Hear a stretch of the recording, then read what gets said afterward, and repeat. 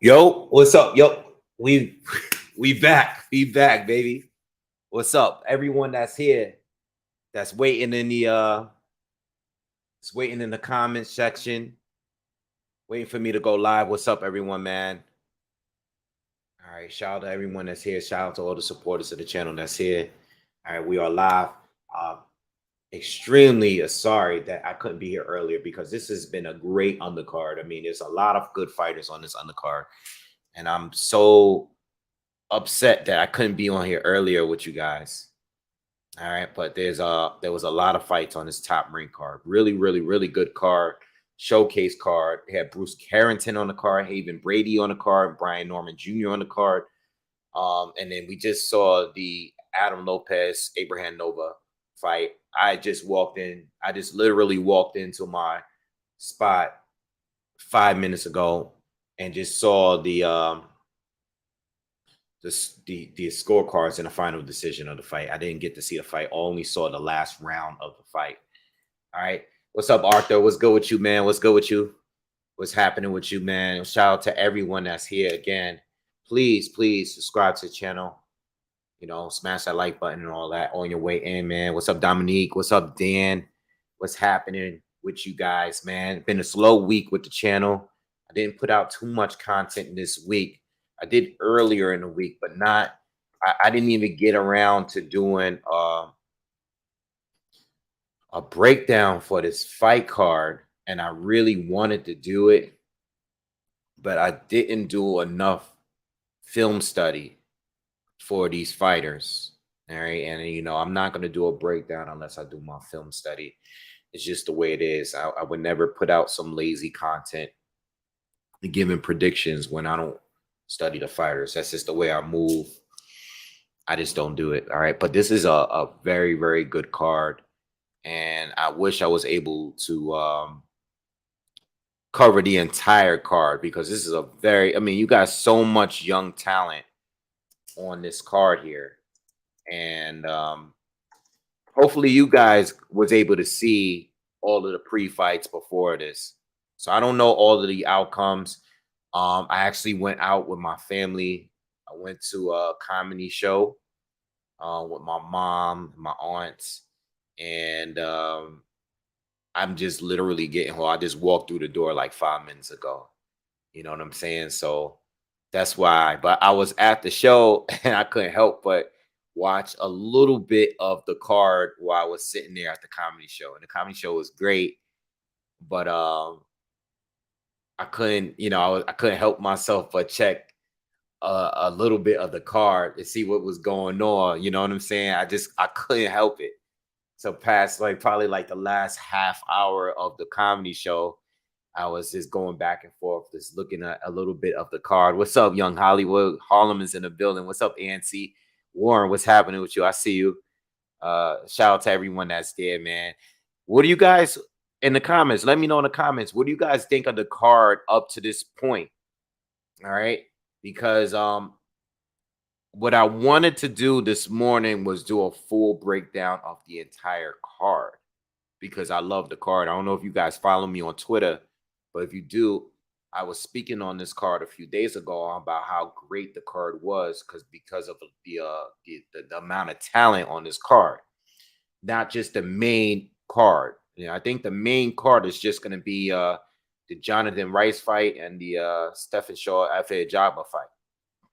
All right, but let me know what you think of the card. Did anyone look really, really good? Did anyone look, you know, a little overrated? You know, there's a lot of fighters that I'm familiar with that was on this card, like a Haven Brady Jr., like a Shushu Carrington, like a Brian Norman Jr. All right, so there's a lot of young up and coming talent that I've been following.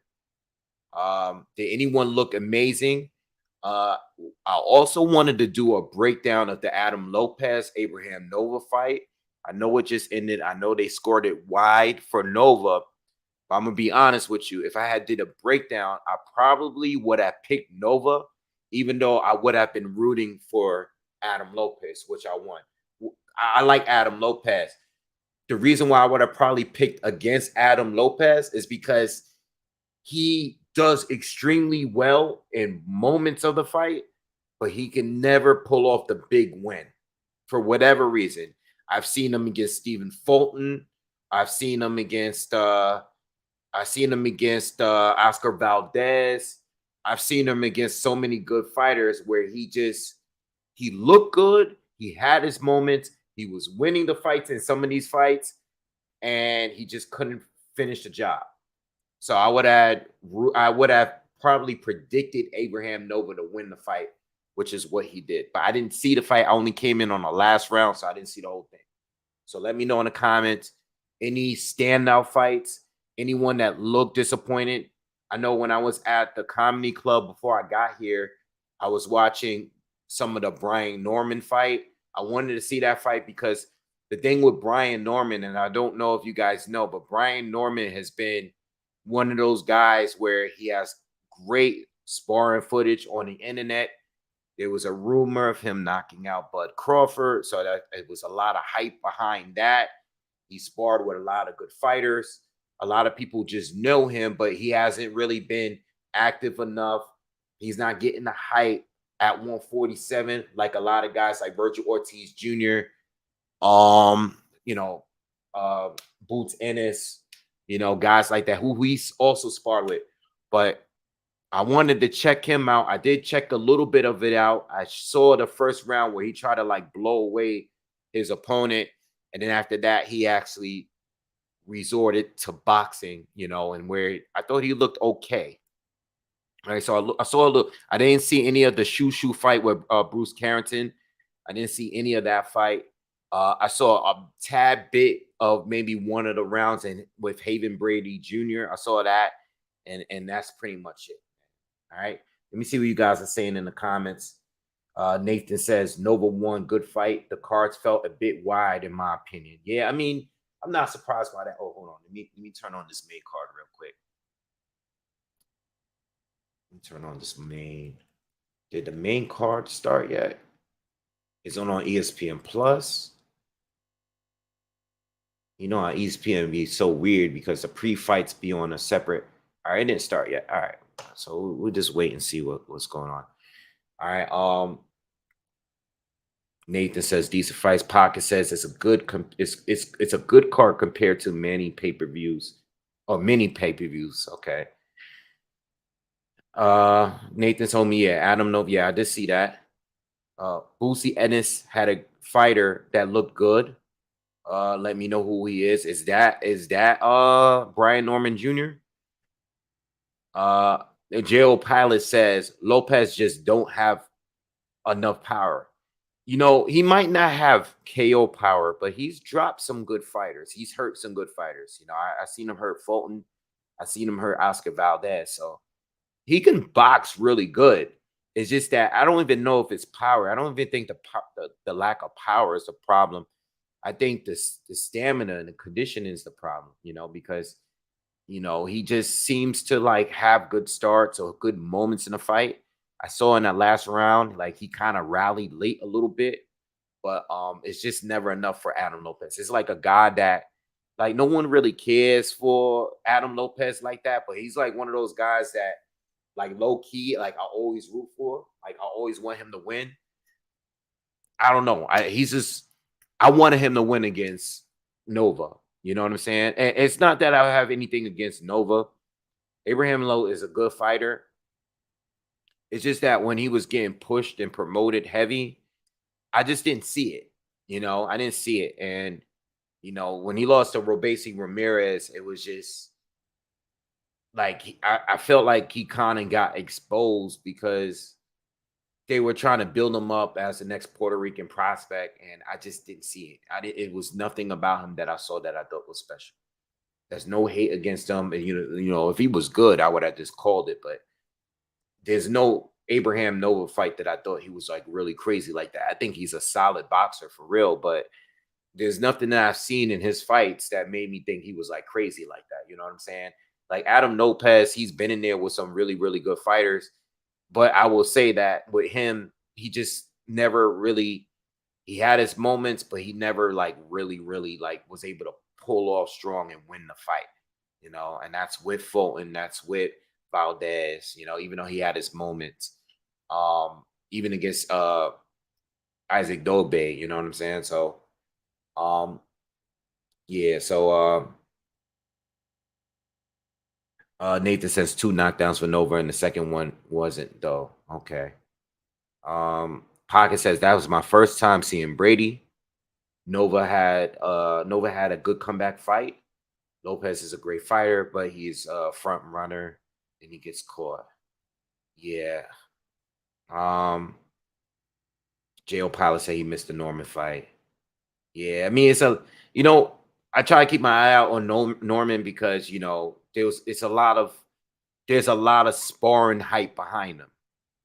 You know what I'm saying? And I want to see it in a real fight. And I watched I think out of all of the pre-fights while I was out, I probably watched that fight the most, but I couldn't watch the entire fight. You know what I'm saying? But it is what it is. So Vianella and Rice is next. Yes, yes, it's not. That's next, and that's pretty much the main card. I don't know why they do it that way. Maybe it's because they have certain time slots when it comes to ESPN. But this was a stacked card of young, fresh talent.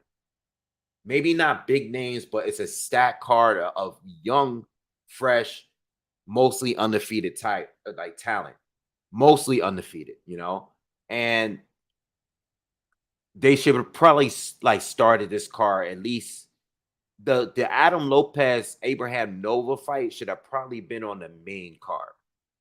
You know what I'm saying? Because that is probably one of the most even fights in this entire card. You know? Yeah.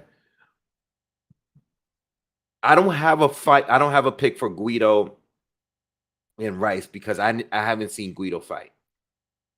I haven't seen him fight like that. I haven't. I was thinking about it, and I think I might have seen him fight once, but I haven't done any film study on him. So I didn't want to do a. That's why I didn't do a breakdown video for this card because I just didn't get. This week has been extremely busy for me, and I was supposed to do a breakdown video at least for Stephen Shaw and FA Ajagba earlier this week, and I just couldn't get around to doing it. So I apologize about that. Okay. JL says Nova's Dominican. He's just born in PR. Okay, got you. All right. Rice did upset Mike Coffey. Yes, he did. Yes, he did.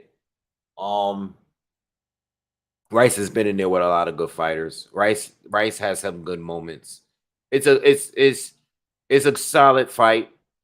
Hold on. Let me just turn off this heat. It's kind of warm in here. Give me a second. Hold on.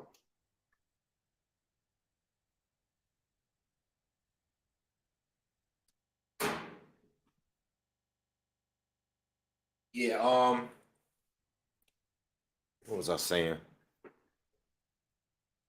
Yeah, Jonathan Rice is legit. Jonathan Rice is legit. But let's talk about this a little bit. Yeah, he beat Mike Coffey twice. I think the first fight he stopped him. Yeah, he did stop him. I just pulled it up.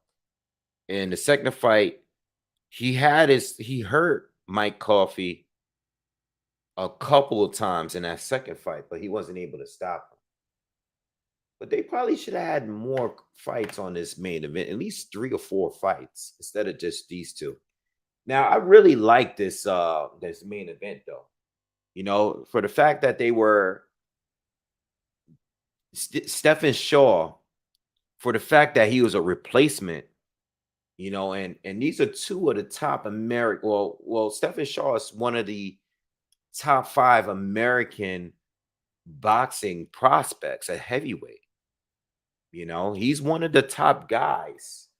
He's up there with Jermaine Franklin and some of the other guys up there. He's up there. Mike Coffey was one of the guys on the come up too. But he's one of those top guys on the come up for as far as American heavyweights. you know. Uh, so I like this fight, and I'm glad to see. I saw the weigh-in. I'm glad to see that he came in looking very fit, because Oscar Rivas pulled out of the fight maybe a week after it was announced. So he definitely had enough time to, like, I think the both of them had enough time to at least prepare a little bit against each other. It's not like this was a replacement, like a week replacement. It wasn't like a week or two. It was like a few weeks. I think Rivas pulling out of the fight was like 3 weeks ago, you know?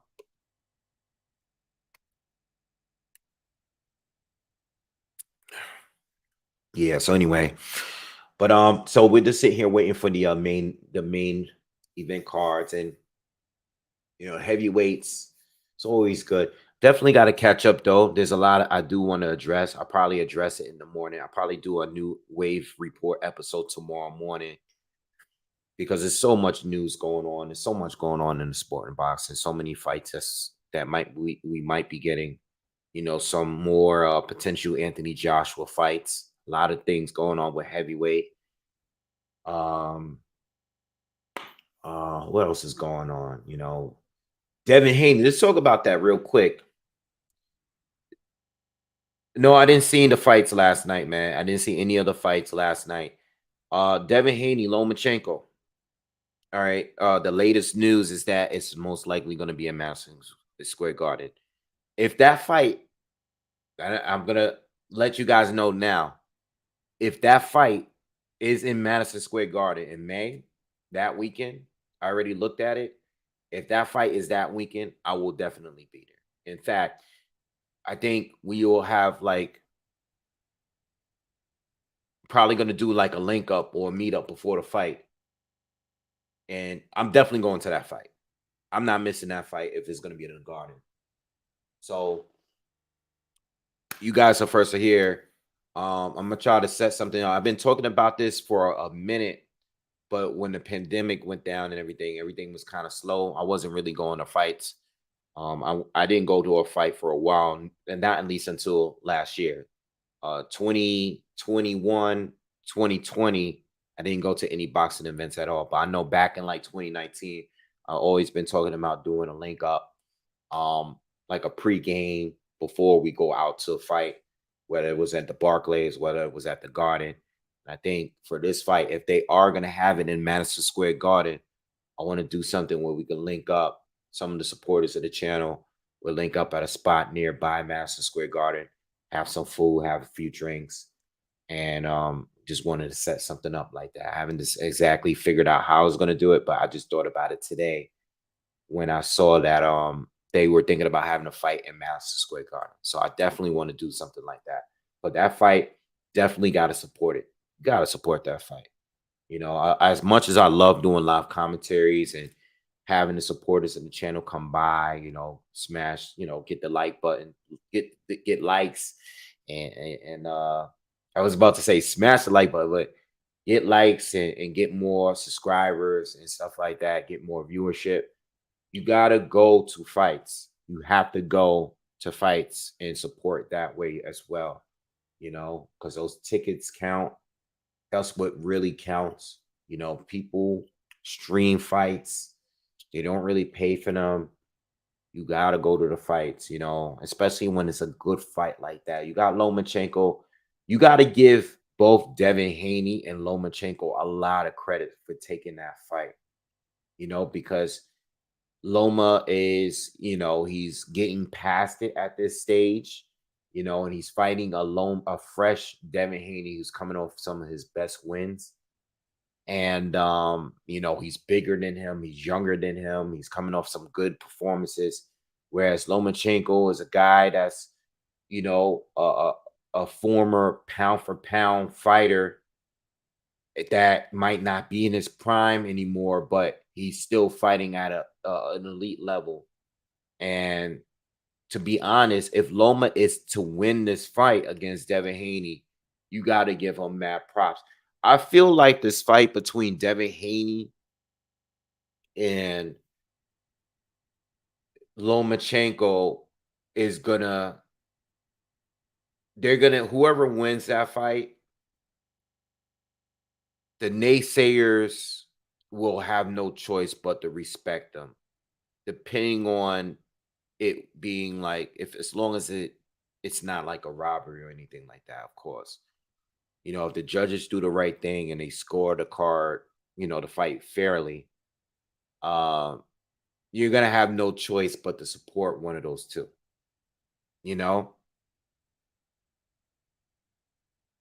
What do you mean they bugging saying it's ESPN? Oh, that's supposed to be well, you know what? If it is a pay-per-view, with the amount of pay-per-views that we're getting, I don't even care, man, because everything is a pay-per-view right now. And you know what? I think that fight qualifies more of a pay-per-view than the other ones that we've been getting. You know, I'm not saying it should be, but I'm not going to complain about that. But going back to what I was saying, Devin Haney should get his credit because there's a lot of people that feel that Devin Haney, even as an undisputed champion, doesn't deserve to be a pound for pound fighter. They say that Devin Haney doesn't deserve, they don't give him credit for who he's beaten, even with the wins against George Kambosos. A lot of people don't feel that he deserves that, credit for that. A lot of people put people ahead of them that are not really fighting the very best neither. So I think whether it's Haney or whether it's Lomachenko that wins the fight, you got no choice but to respect one or the other if they are to win because Lomachenko, people want Lomachenko to get his opportunity. They feel that Lomachenko and his undisputed title thing was stripped from him. There's a lot of Lomachenko fans that feel that he should have, or when he lost to Teofimo Lopez, it wasn't a fair loss because he might have been injured. You know, um. So with that being said, now he gets another opportunity to fight for those titles, and if he loses to Devin Haney, there shouldn't be any excuses. You know, I don't know why. I don't know what the holdup is about here. I keep like churning it and making sure I'm resetting it just to make sure that it's not like starting somewhere elsewhere. I really don't know why it's not just starting. I don't know what the holdup is, but it is what it is. It's already 10:24, and this main card it was scheduled to start at 10. All right. JL Pilot says the college basketball game hasn't ended. Who do I got in these fights? Well, the Rice Vianello fight, I don't know. I don't know enough about Vianello to tell you. But for the main event, I'm leaning towards FA Ajagba. All right. I'm not putting no money down tonight on nothing because I didn't do any film study, but I've seen Stephen Shaw. Sorry, I keep calling him Steven. I've seen Stephen Shaw fight a few times. With that being said, I think Shaw might be the second or third best fighter that Ajagba has faced. Um, but I'm leaning towards Ajagba. I think he's made some changes in his game. All right. I think he stepped it up in some ways. And I think I think he's going to be able to pull. I don't think Shaw is as good as Frank Sanchez. All right. So I'm expecting FA to do better than he did in that performance. But I'm not sleeping on Shaw neither. All right. But I am leaning towards Ajagba to win this one. I don't know if this might be one that goes the distance. All right, it definitely might be one that goes to different, but Shaw is definitely one of the better. Um, I think he's one of the better American heavyweights. I think if you're not counting Andy Ruiz, Deontay Wilder, who they have, Jared Anderson, um, I actually think Shaw is a little bit better. I'm a little bit more impressed with Shaw over Jermaine Franklin, to be honest. All right, you still got Charles Martin out there. But outside of those guys, I think Stephen Shaw might be. I mean, Jerry Forrest is still out there. You do have Andrew Tabiti, that's a heavyweight now. Um, but I like Stephen Shaw. I like Stephen Shaw. I think he has a good shot. I ain't gonna sleep on him. But I have a Ajagba winning. Shaw is pretty good. He's pretty good. He's solid. He can box good, but I don't think I'm not sure if he could bring anything that a Ajagba can't handle. You know, Shaw has beaten some good fighters. He beat Vianello Booker, who's a good test for a lot of up and coming heavyweights. Another guy is Joey DeWaco. He beat him, which is a good test for a lot of guys that's on a move up. All right, but he hasn't beaten anybody crazy. He did beat Jonathan Rice though. When Jonathan Rice didn't have that as many fights professionally. Okay, so he beat Rice. I want to say he beat Rydell Booker and he beat Joey DeWaco. All right. I think F.A. Ajagba, even though he has less professional fights, I think he's fought the better fighters. You know, he fought Frank Sanchez. He fought Brian Harward. He also fought Jonathan Rice as well. Um, he's fought Demirezin. All right. He's fought better fighters to me. He fought Amir Mansour. You know, I remember watching that as well. All right, fight starting, card started. So I'm going with Efe Ajagba because more experience, all right, improving, slowly improving. You know, I think Stephen Shaw, I think he very technically sound, you know, good fundamentals, good jab, good movement, solid hand speed. But I think Efe Ajagba is starting to prove over the years, you know, I said he was just a pretty much a 1-2 fighter. You know, he has a big right hand. He has some serious like Deontay Wilder level knockout power. All right, but he could be easily outboxed. I don't think he has the athleticism that Wilder has that was able to get him to get these KOs. I don't think he has but I think he does have that type of power. He has serious power. His power, his knockouts are always like ridiculously violent, you know? But he's starting to improve a little bit with his boxing skills too and his technique. And I think he's giving us a little bit more than just the 1-2. All right. Legendary boxing says FA is gonna lose. He can't box at all. I think he's getting better, man. I'm not gonna argue with you because I don't think he's the most talented boxer. I don't. But I'm not going to go as far as saying he can't box at all. I don't agree with that. You know, I think he is getting better, and I think he's improving a little bit. I think Frank Sanchez, who he lost to, is just way better. I think Frank Sanchez was just a bad fighter to put him up against. You know, Frank Sanchez is very experienced, very slick, very defensive, and that was probably like a bad matchup to make at that time. You know, I think Frank Sanchez would beat any of these guys on this card without any issue, even Shaw. You know, Frank Sanchez would beat Shaw the same way. You know,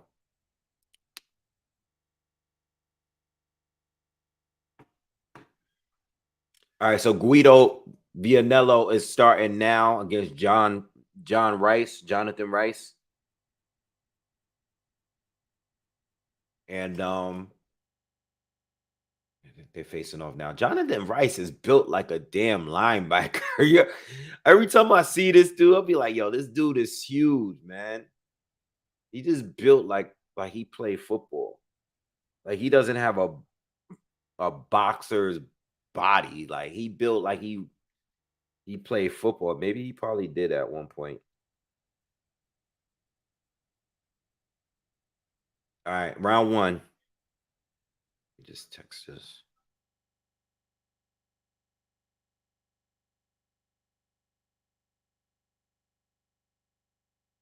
All right, round one. Both orthodox fighters. Yeah, Vianello, who's a taller fighter here. Probably these guys, they know each other well. They've sparred before, in several camps. I heard them say that in an interview. They seem to have a lot of respect for each other. They work together. They've done some work together.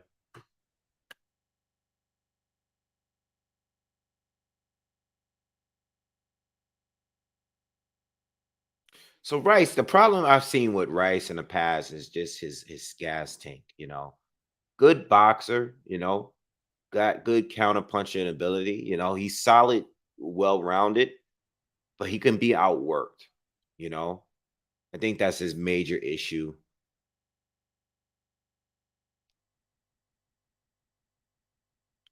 Vianello's doing a good job working his jab. All right. No, nothing real nothing neither one of them has landed anything that stood out. We're about halfway through the first round. Vianello is winning this jab raw. Nice left hook right there. Nice check left hook by Rice.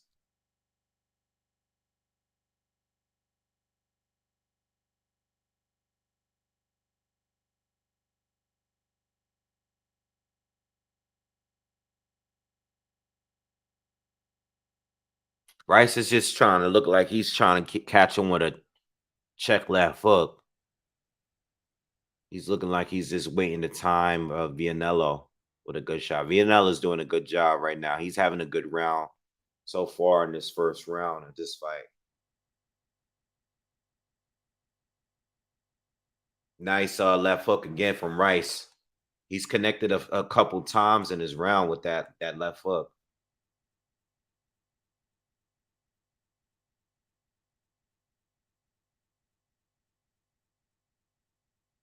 Yeah, Guido's having a good round because he's been consistently landing jabs up top and to the body. Not much punch output from Rice so far.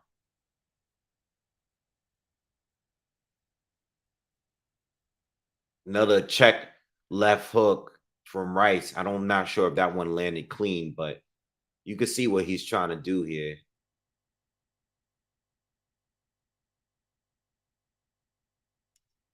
Round one is done. I'm gonna give it to Vienna Guido. I think Guido did more work. Rice landed a few good shots, but I think Guido won the first round.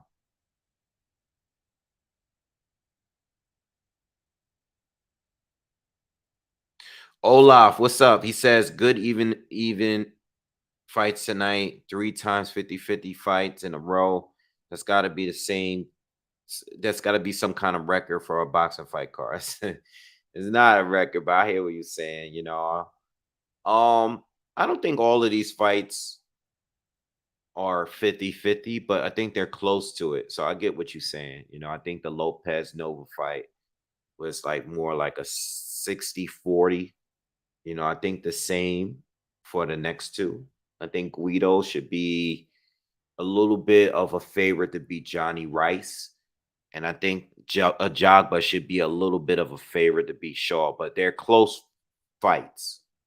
I think every fight before that, though, I think they were kind of wide, going into the fight. All right, so we're in round two.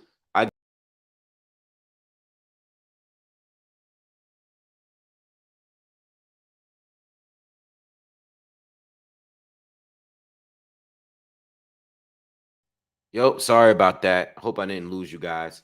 So I gave the first round to Guido. All right, we're in round two. I want to see if Johnny can do something with his jab. He's not really throwing. His punch output is very, very low. He probably would. I mean, this is a 10 router, so he probably wanted nice right hand lands for Guido. I want to see Johnny throw a little bit more. He doesn't throw that much.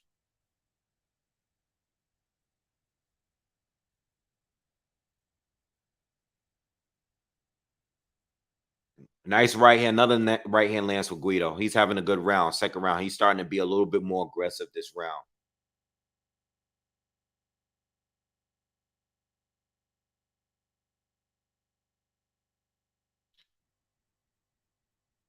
You said, how is his name Guido when he's not Italian at all? But they're saying he is Italian. So if he's not Italian, I mean, I don't know what he is, but they're saying he's Italian. It even says it on his box rec that he's from Italy. You know, I know he's based out of America now, but I think he is Italian.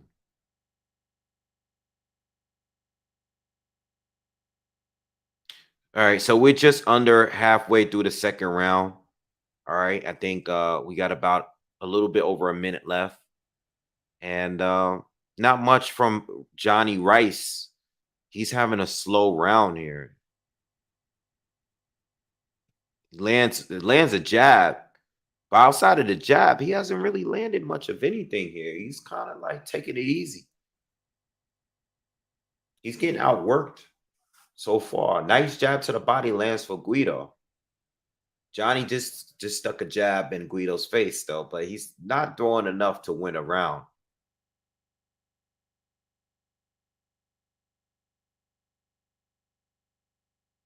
Another Rice jab lands. 25 seconds left in the second.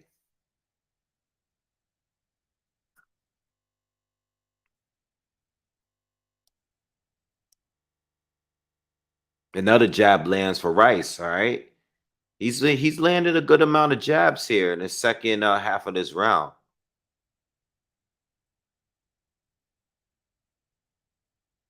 But I still feel like Guido is winning the fight. What's up, Chain? What's good with you? I see you.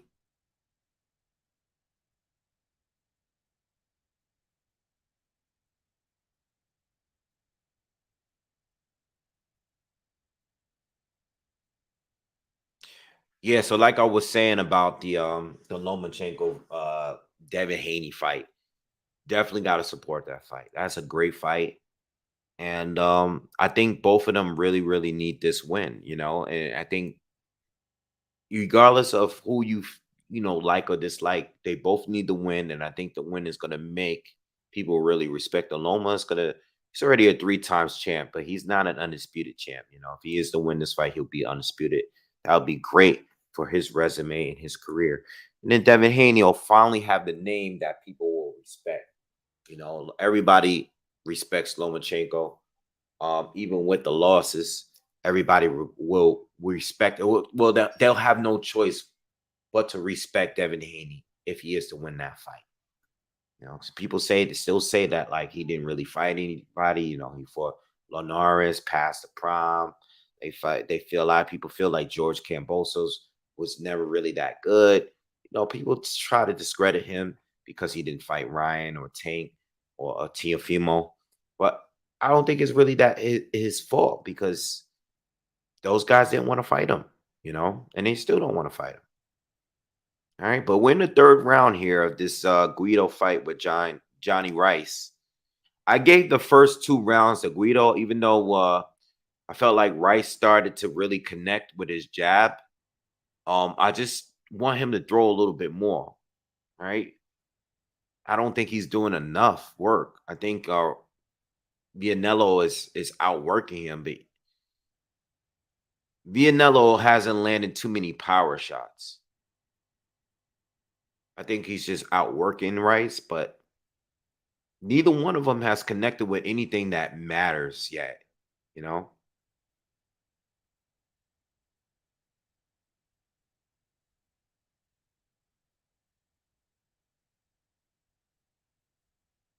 Johnny needs to let his hands go a little bit more because I think Johnny can beat him and outbox him based on what I've seen him do in the past.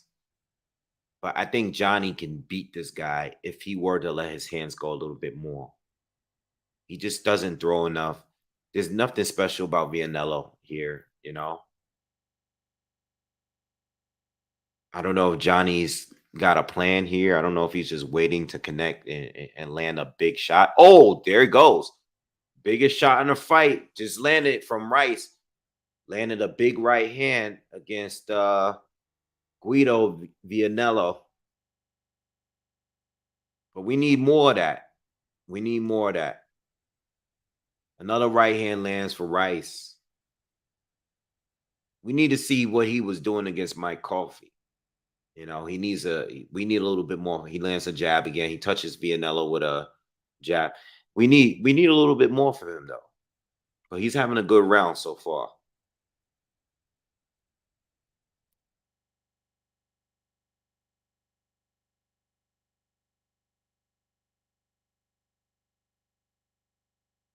$20 left in the third round. I have it 2-0 for Guido, but Rice is clearly winning this round so far.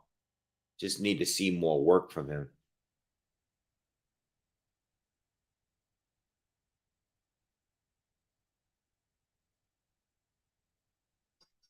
All right. I have a 2-1 for Vianello. Fight is kind of slow so far, though.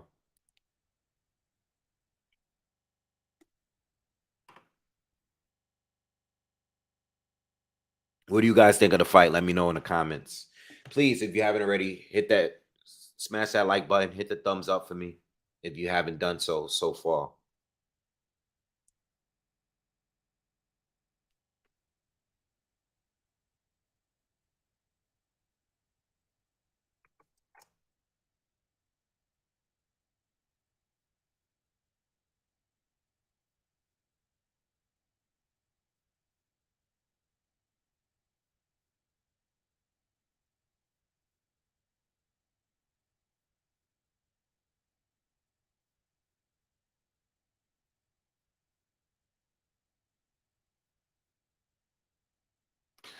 Oh, they're still showing the fight when the guy walked out on Efe Ajagba.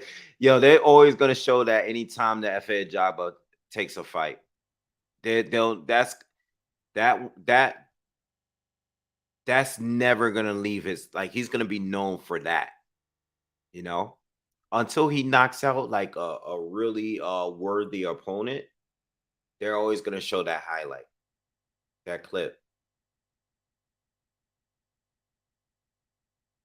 All right, now we're in round 4. And like I said earlier, I have it 2-1 for Vianello so far.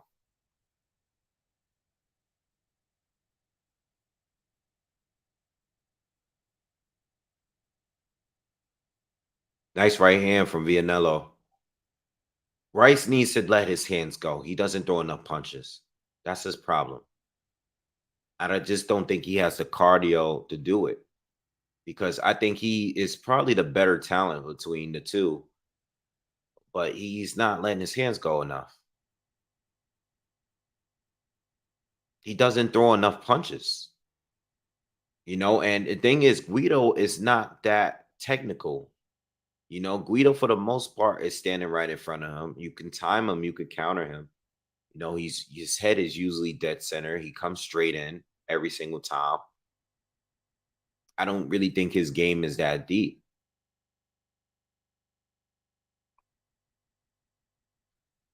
Nice right hand counter from Rice.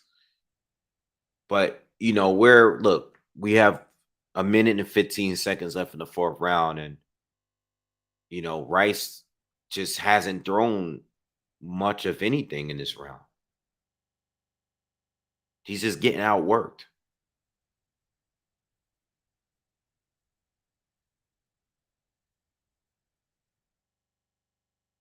It's just not enough from him. It's kind of boring.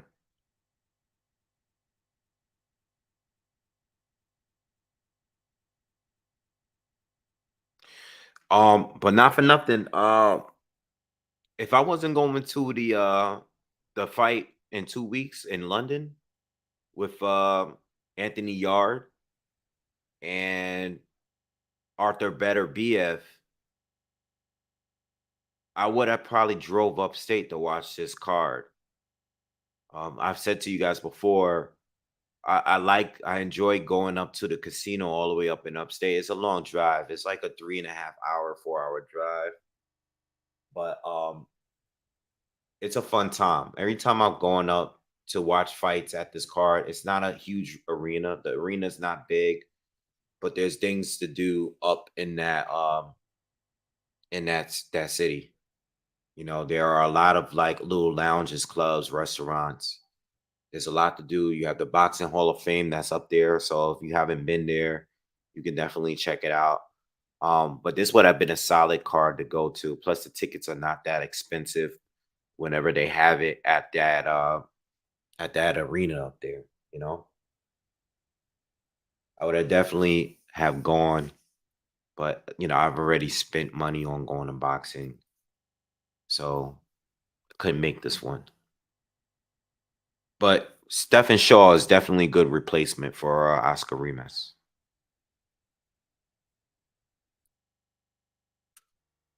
Oh yeah.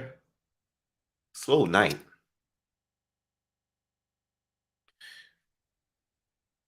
You guys are kind of quiet in the comment section.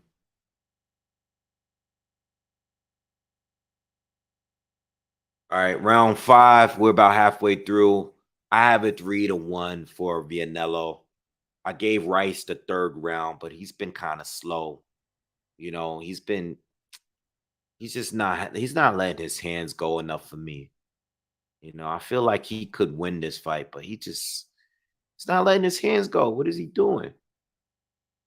You know? Charles Edward Cheese is in the building. What's up, bro?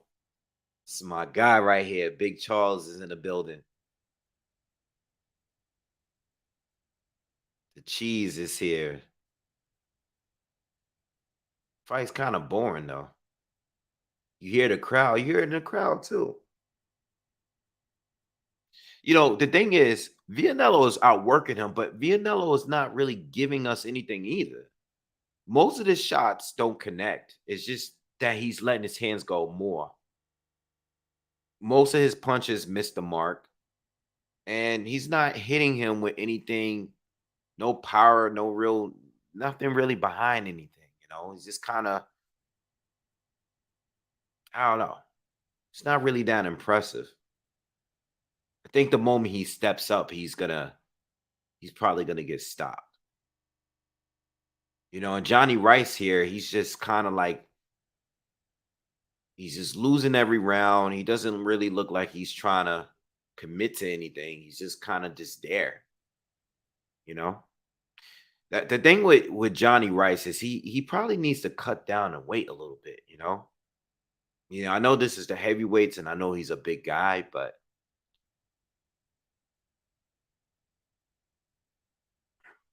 nice jabs from Guido.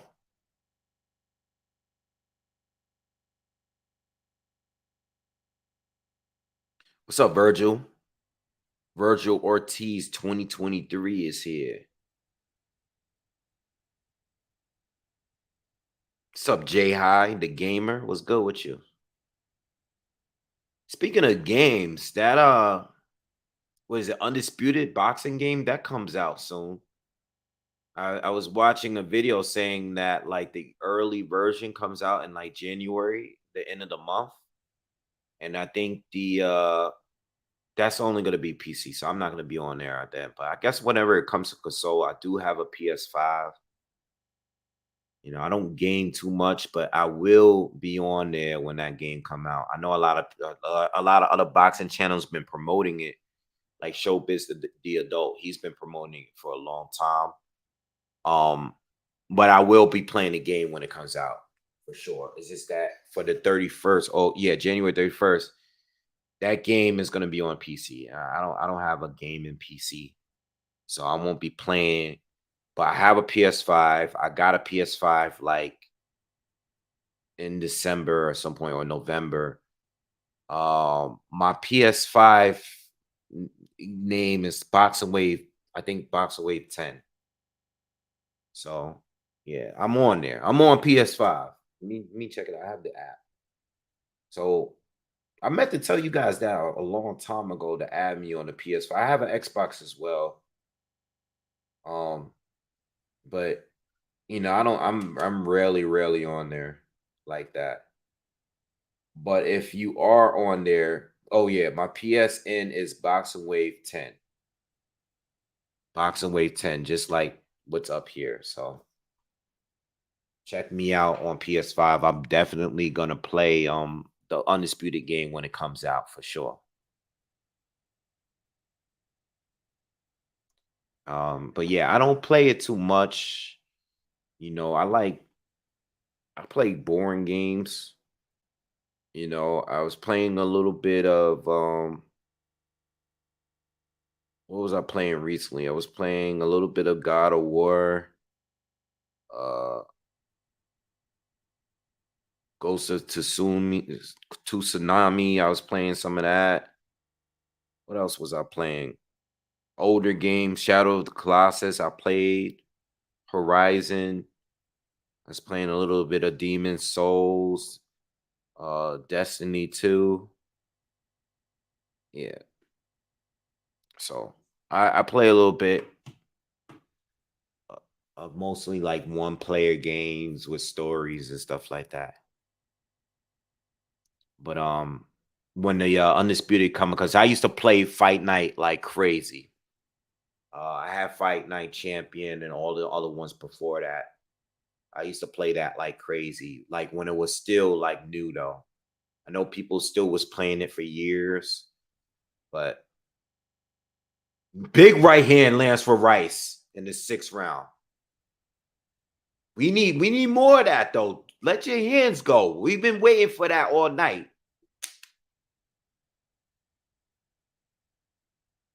I think Guido might be cut. I see some blood on his chest.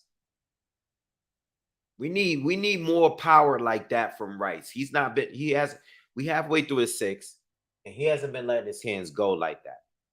Yeah, Vianello is bleeding bad. Oh wow, I seen it. The blood is just streaming. I think it might be above his eye too. It's streaming. Rice need to start to really. He needs to start letting his hands go. He's looking to win this fight here because Vianello is bleeding a lot here. That's a bad cut, and it looks like it's going right into his. It's right above his eye too. On top of that, what's up, everyone that's coming in? Please smash that like button as well if you are joining us. All right, shout out to everyone that's coming in. What's up, Miss Bitch? What's up, Jay High, Smooth Will, Hakeem, all right, Straight Gate Media. What's happening with you? All right, shout out to everyone that's joining us. Marvin, what's up? I see you. What do you mean? Why I grown the Adrian Broner beard? This is not an Adrian Broner beard. I've been had this beard. I've had this beard since 20 for over 3 years now. I've been had this beard. I didn't just grow it overnight. Hybrid, thank you for the super chat. He says thanks for the live at work and unable to watch the fight. Yeah. Shout out to Hybrid. Always thank you for always supporting, man. Appreciate you for always leaving donations, man. Um, yeah, yo, Vianello is cut right in the center of his left eye, right above the eye. So a lot of that blood, oh, that cut is bad. It's split right open. That's a bad cut. If Johnny Rice don't take advantage of this, I don't know what to tell you. He landed a monstrous right hand. Yeah, they're showing a replay now. He landed a huge right hand. He's definitely down in rounds, in my opinion. But that right hand can get him back in this fight if he starts to let his hands go a little bit more. See how the cut man treats that eye. Maybe if they could stop the bleeding. But that cut is bad. That's a bad cut.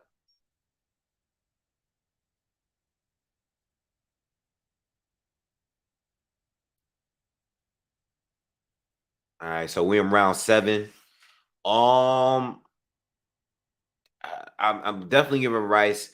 I mean, I think Rice has maybe 2 rounds in the bag, you know, 2, maybe 3, but I would say 2. But he needs to step it up now because he's still in this fight. You never know. You know, he's landed the bigger shots here, but he hasn't landed that much. What's going on? I think that the ref wants to that cut looks bad, man. He has a physician looking at them. Damn, that cut is bad. He's thinking about stopping it. Uh-oh. Vianello's winning the fight, too. The doctor doesn't seem to want. Yo, it's bleeding bad. As soon as he came back out, it started streaming all crazy again.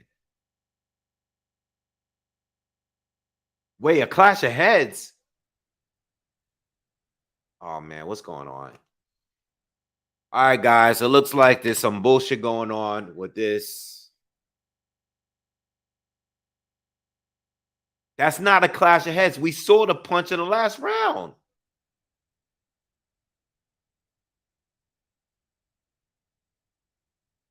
It was a right hand. All right. The referee is saying that it was a clash of heads that caused the cut. That's bullshit. We saw the right hand that caused the cut. They're gonna stop. This look like this is gonna get stopped, but they're trying to make it from a clash of heads, which would lean towards Vianello. All right. I'm gonna let you guys know as soon as we get some kind of update. They're both in the corners right now. It's the 7th round. It seems like this ref is pressing this. They're showing a replay of the punch that initiated the cut in the previous round. But Benji, the referee, is trying to say, this is crazy, man. How do you randomly say in the next round that it was caused from a headbutt? You know why? Because they want Vianello to stay undefeated. And they know if it's from a clash of cuts, they can stop it and base it on the scorecards, which Vianello's probably ahead on the scorecards. But if it's from a punch, they could stop the fight based on technical knockout with the cut being from a punch.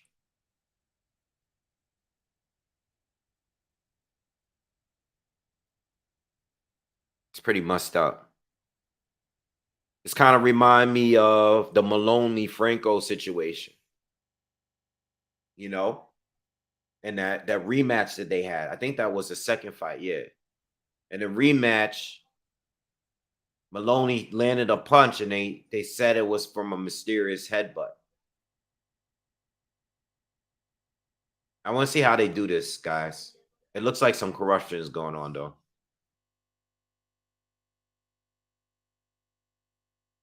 My thing is this: the referee said nothing about a headbutt in the 6th round. In the last round, when we saw that he was bleeding, he never mentioned a headbutt. He never stopped the fight. There was nothing. In the 7th round, he just comes out of nowhere and says, "This is a headbutt." Where was the headbutt? I'm lost. They're talking it out now. I'll let you guys know what's going on.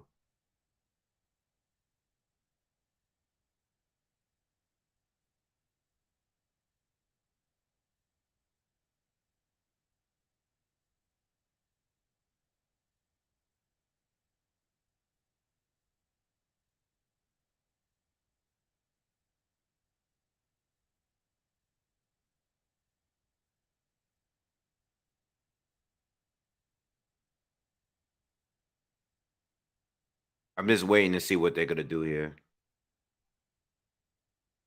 They're gonna talk to the referee, the commentaries. Wait, hold on. They're showing him the replay of the punch. You know, it's funny because the commentators have no say so on anything.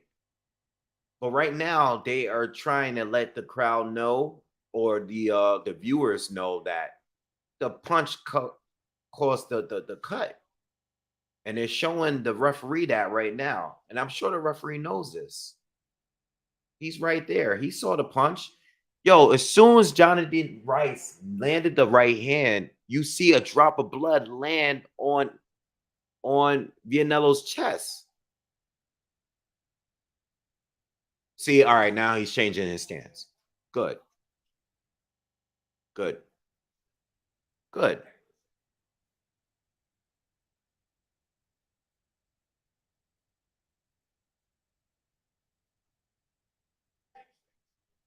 They do have replay. That's why I don't understand why they.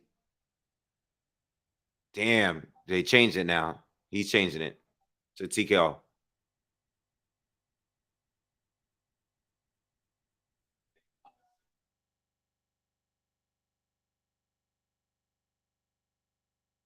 Hey, so all right, it's official, y'all. Johnny Rice wins the fight, winning by TKO because of the cut. Cut is really, really, really bad though.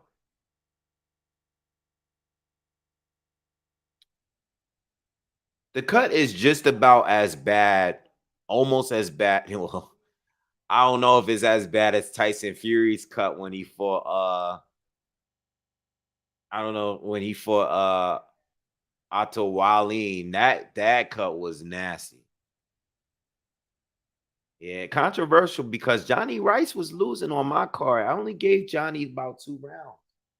He got lucky. He landed the right punch to win the fight, but it wasn't an impressive performance from him. You know, outside of a couple right hands and a few jabs, he really didn't do much in this fight.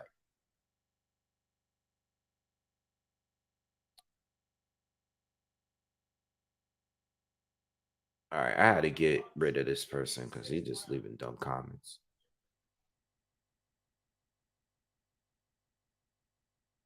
So Johnny wins the TKO officially.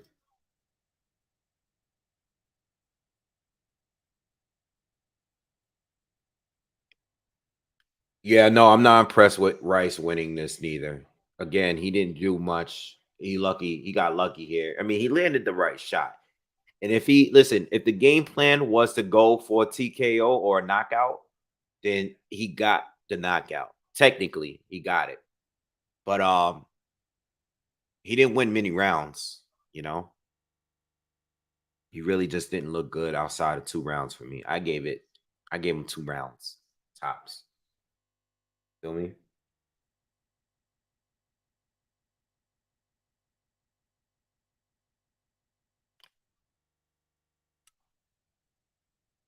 All right, so main event next. FA Ajagba, Stephen Shaw. I got Ajagba winning. You know, I don't know if he's gonna win by decision. I don't know if he's gonna win by knockout. You know, I think Stephen Shaw is a good boxer. I just don't know if Stephen Shaw can beat him on points. He's gonna see. You know, I think Stephen could possibly outbox him, but I'm leaning towards Ajagba for me.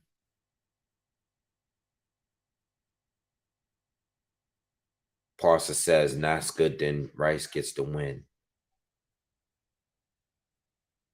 Yo, look what just happened just now. Like, we almost got Vianello almost got a win off a knock off a headbutt that never happened. Thank God the commentator stepped in and was able to show the replay and show him the punch because he thought it was just like that. He thought it was a headbutt. Where was the headbutt? You didn't see it. You didn't call the headbutt out in the 6th round. You know, he went into his corner with that. It's corruption that was happening right in front of our face, and luckily the commentators stopped it and showed them the thing is with this, the replay should be automatic, especially if you're going to make a decision on stopping a fight like that, a technical one. The replay should have been automatic, you know. Rashawn says Rice need to be more active. Absolutely. He's not active enough. He got lucky here, but it's not going to always work out that way. But he has the talent. He can box, but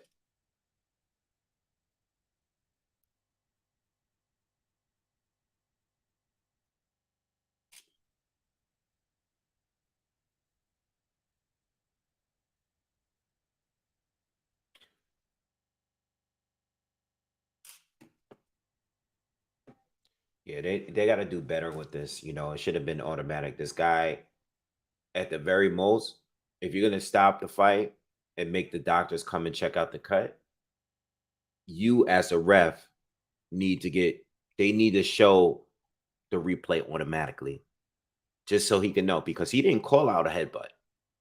You know, he never called out a headbutt at any point. It just came out randomly, and that makes me think there was some corruption there because it's like, why are you calling out something that you didn't see? No one saw a headbutt at any point. Where was the headbutt? We all saw a right hand that landed that caused a bleeding. Where did a headbutt come from? You know, Pocket says, I agree, Wave. Replay should be automatic to avoid controversy, robberies, etc. Yeah, absolutely. Women love toxic clowns. Women love toxic clowns with a picture of Future. That's kind of funny. Rice is better journeyman than Chisora. Um, would Rice beat Chisora though?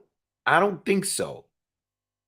I think Chisora would win because he would outwork Johnny Rice, in my opinion. I think Chisora would win if they were to fight each other. That's my honest opinion. Again, I think Johnny Rice has it, but he doesn't throw enough. I think he has the ability, but I don't think he would beat Chisora in an actual fight if they were to actually scrap. You know, and Chisora has the power too. I'm not saying Johnny doesn't, but Chisora is more relentless than Johnny. Um, yeah, Rice won tonight, but he was definitely losing the fight on points. And he was losing to a guy that I don't think would beat Chisora neither. Now I know Chisora has lost fights that he probably shouldn't have lost, but I don't know. I'm not going. I don't agree with you there. I think Chisora is better than Johnny Rice, in my opinion, for sure. Johnny Rice is cool though.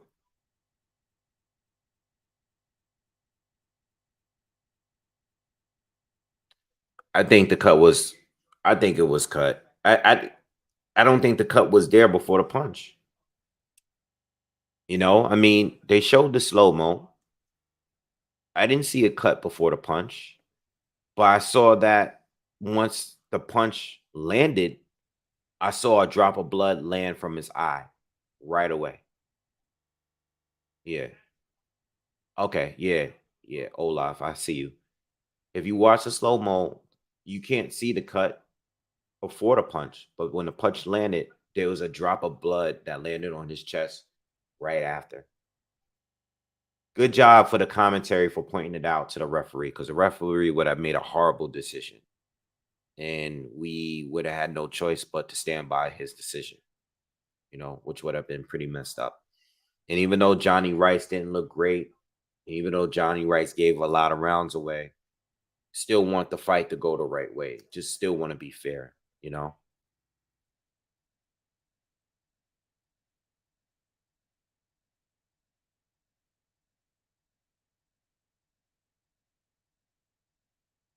What do you guys got on this main event? Has anybody got Shaw winning the fight? I know Rashawn Williams do. Who do you guys got winning the fight tonight? You guys got F.A. Ajagba winning? Do you guys got Stephen Shaw winning? Let me know in the comments. Hal Smith says the referee was on some slime ball stuff. Yeah, I call out the headbutt in the round if you see one. He didn't do that. You wait into a following round where You know, the cut was bad to a point where doctor had to come in, and then you call out a headbutt, which we never saw. You know, if you saw a headbutt, call it out when it happens. You know, like every ref does. Don't wait until a following round and say, "All right, well, if this ends now, it's due from a headbutt." Where was the headbutt? You know, FA is the underdog in this. I haven't checked the odds on this at all this week. Let me see.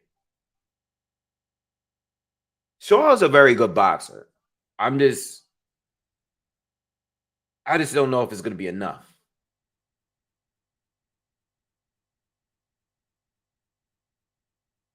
You know, I don't. You know why I don't think it's going to be enough? I just don't. I know FA. I know FA is very limited.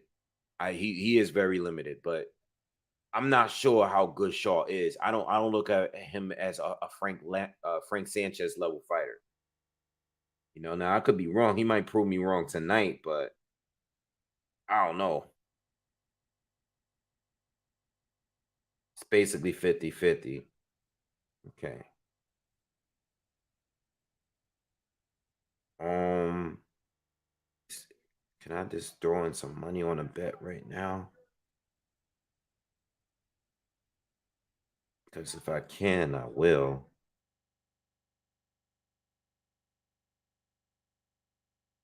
Like I feel you guys on the boxing. I do think Shaw is slightly better when it comes to boxing. I think he's definitely a more complete boxer. I just don't know if it's going to be enough because of Ajagba's power is the key thing that closes the gap between the two of them.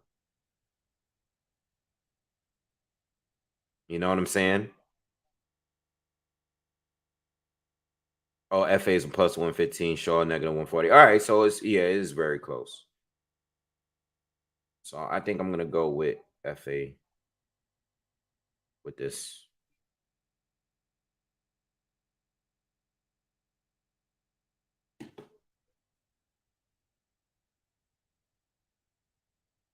They don't have it available. All right, whatever. King Hitman, what's up? What do I rank Christian in Billy? And Billy.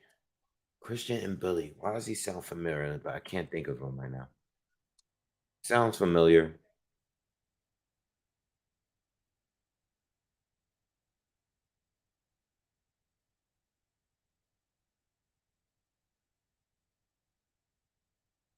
Don't know enough about him to tell you that. Who did he face? He looks familiar, but I don't remember him.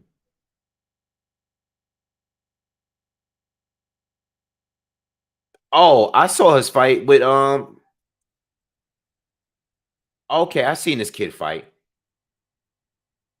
He fought recently. I seen him fight no, but I seen him fight who was it? I seen him fight Ronald Ellis. I seen that fight. Um I don't remember anything being special about him though. Whose undercard was that on the Ronald Ellis? I think I was doing film study on. I'm trying to think of who.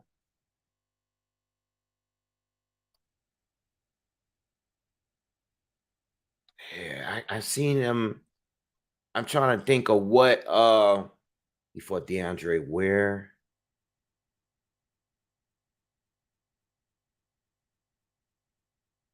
Yeah, I can't tell you off top. Sorry, King.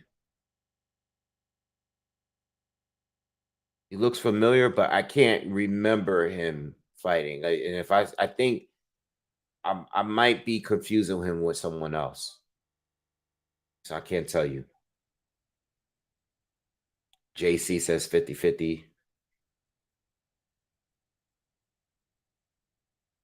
Karate said he took Shaw.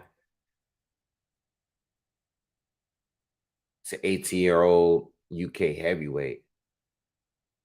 He's a heavyweight? No, he's not. He's a super middle from France. Yeah, nah, he's not heavyweight. Yeah, nah. Don't know enough to tell you off top. I feel like I've seen him because he looks familiar to me. I feel like the Vaughn Alexander fight I was just watching though, because this is a recent fight. I'm just trying to figure out who was the main event of that card. Was that card televised? Because I just was watching Vaughn Alexander and I just seen him lose to someone recently, and I'm thinking it might have been him. It was him. What card was that? I probably was live when I was covering that fight. Karate say salute. Thank you for the super chat, bro. Say salute. Thanks for covering the fights, bro. Appreciate it. Appreciate your support. Yeah, I gotta go back. I'll go back and check him out. I'll check him out. But I feel like I've probably seen him before on the undercard.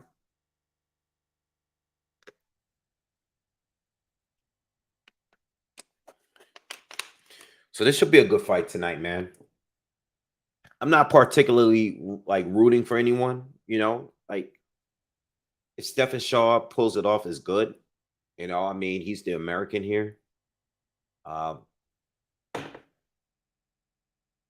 he's American, young American fighter. And FA Ajagba, again, I like him too. I mean, he's from Nigeria, so I don't have a specific I don't have I'm not really rooting. I just want to see a good fight, especially after that last fight.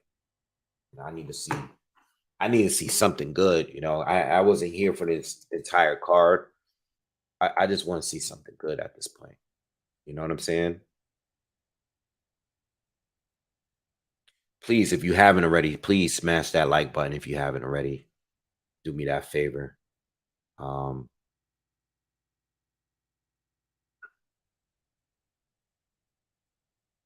Women love toxic clown says he has some good fundamental technique. King Hitman says he would like to see Jabba back on track. Yeah, me too. Because I think when you have that kind of power, you wanna see somebody win. As a heavyweight, tall, strong looking. But he got to get his fundamentals in order, and he has to come up with some. He's just too stiff so far.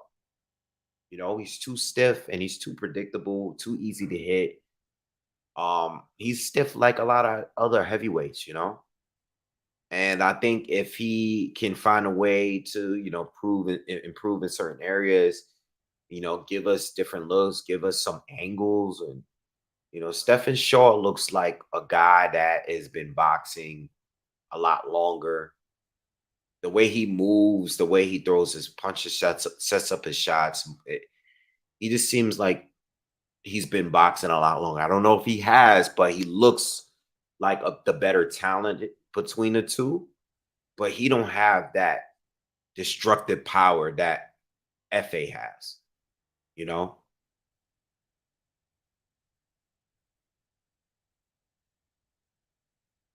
FA is bigger. He's just more, like that. He has that one punch. Stefan definitely could box better though.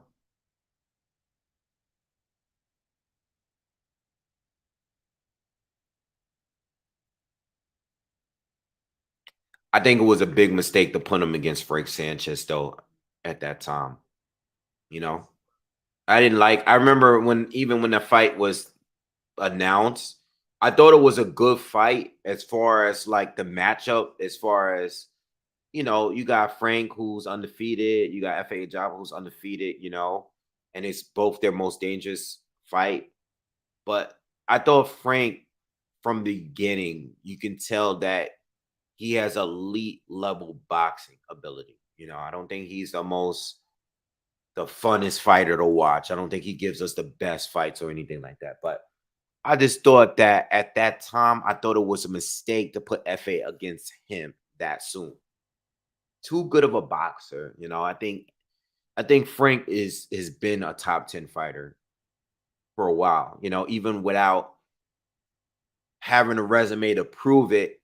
I thought Lee going into that fight, I thought it was like, man, it's clearly Frank clearly can box better than a lot of these other guys, you know, regardless of whatever age they have him listed as, you know. He clearly has a lot of experience boxing, you know. What's up, Ghost? I see you. He says, thanks for the live wave. I'm always lurking. Hope you had a good Christmas and New Year. I appreciate your support, you know, and I did have a good holidays, man. It was good. And the new year is starting off pretty good, man. Pretty positive. You know, I've been very, very, very active. Not so much this week, but been very active with the channel. And I think it's gonna be a really, really dope year for the channel. I just want a good year with boxing because we're already going to this new year with fights being canceled and rescheduled, more drama, especially with the welterweight division. You guys already know with Bud and Spence and all this nonsense that's going on. That was pretty much the last video that I did where I was talking about Spence and Thurman and that whole thing in that situation. I've been kind of waiting for some more information to come out, but you know, nothing additional has really came out about that, you know. But yeah, I wasn't expecting Bud and Spence to happen next anyway. So when I heard about it, I kind of just like, all right, we know Spence was fighting Thurman. You know, we know that fight was gonna happen. My problem is with that situation is it exposes the sanctioning bodies. This whole thing exposes everything that's been happening lately. I've been saying I have videos 9 years ago of me exposing the sanctioning bodies and their inconsistencies on how they make these rules. You know, they prioritize their rules sometimes. There are certain privileges that fighters get. You know, when you're able to go up, you have mandatories in three different sanctioning bodies. You hold three titles, and where one or two of them are saying like they're allowing you to go up above the division and then come back and say that you're able to fight these fights above the weight while having mandatories and not get stripped. It's crazy. Why do fighters get stripped then? Why strip the fighters if you're going to allow them to fight above the weight? Why even have weight classes? You know, like Spence fighting Thurman is not what pissed me off. I mean, clearly, if you see my video, it's clearly not what bothered me. What bothered me was the sanction bodies.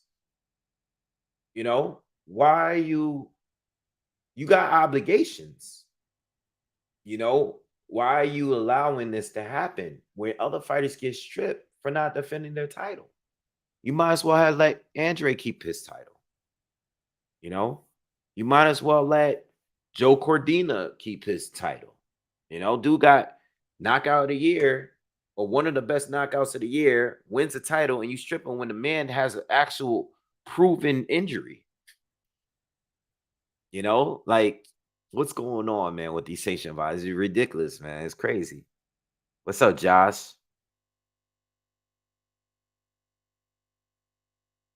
Karate asked me with the upcoming fights that are scheduled, do you have any of those being upset? Yeah, I'm hoping Anthony Yard is the upset. Yeah, I'm hoping Anthony Yard is the upset. I'm tired of being I'm tired of Better BF beating up all the fighters I like. I'm tired of him doing it. I'm tired of it. I am tired of Arthur Better BF just destroying all of the fighters I like. All right. I knew Joe Smith wasn't going to beat him, but I like Joe Smith. He's a New York fighter. I was going for him. I knew Marcus Brown wasn't going to beat him. but that's my man. You beat up my man. You beat up two of my New York fighters. I want him to lose. I want him to lose. And I think Anthony Yard has a good chance. And I already placed my bet on Yard. All right. I don't think it's the most logical bet. I don't. I don't think it's logical. But I think, yeah, I think Yard has a shot. But I'm tired of this man beating up my fighters, man. All right. Um, I even wanted Alexander Vosdick to win. I don't have nothing. I don't dislike Better BF, by the way. It's not that I dislike him. I just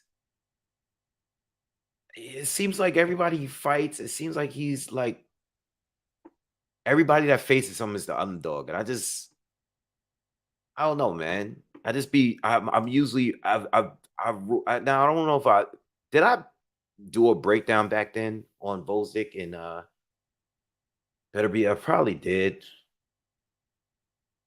I wonder who I picked. I think I probably did pick Better Be if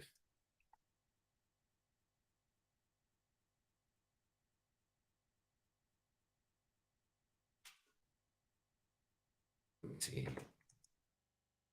Probably did and forgot. I think I did it. I don't think I would never probably normally go into a fight picking against Better BF, but I think this one I might pick against him. And it's not a logical pick. It's more like I just kind of want him to lose. I think Yard has a better chance of people giving him credit for. Logically, Better BF should win the fight though. With the amount of experience he has, the amount of power he has, you know. But I'm leaning towards Better BF. He should win, but I hope Yard wins. So if you're asking about an upset, I think Yard can pull it off, and that's why I bought my tickets. I'm at that fight. So we're in the round one. We're in round one. Fa Jagba, Stephen Shaw, round one, and Fa is coming out. He's working his jab, and Shaw is just moving at the moment. He's fighting out of a high guard, and he's fighting. He's currently fighting on his back foot. I think the few key things that we're gonna notice right away is that Shaw probably has the speed advantage. When he starts to open up a little bit at some point, I think you might see a speed advantage for Shaw between the two. All right. Also, I think Shaw can fight on his back foot a little better than FA can. All right. From what I've seen, Shaw looks more versatile. He could seem to, he's light on his feet. Um, he can fight going backwards. All right. Not the big powerful puncher, but he can box better. So far we're just seeing a lot of jabs from FA. Shaw, not much action. Seems to be like both of them are filling each other out. A lot of respect. Shaw steps in, throws an overhand right, which didn't connect against FA. Shaw is starting to come forward now and open up a little bit more. Halfway through the first round, not much. Not I can't, FA has touched him with a few jabs, but he's just trying to learn. You can see that he's just trying to get the distance right. Shaw steps in, lands an overhand right.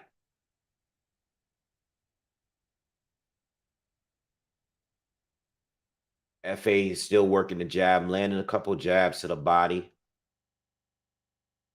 But Shaw has landed the best shot in the round so far. Shaw lands two jabs. You can just like I said, now that Shaw is starting to open up a little bit, you're gonna notice the speed difference between the two. FA is a lot slower than Shaw.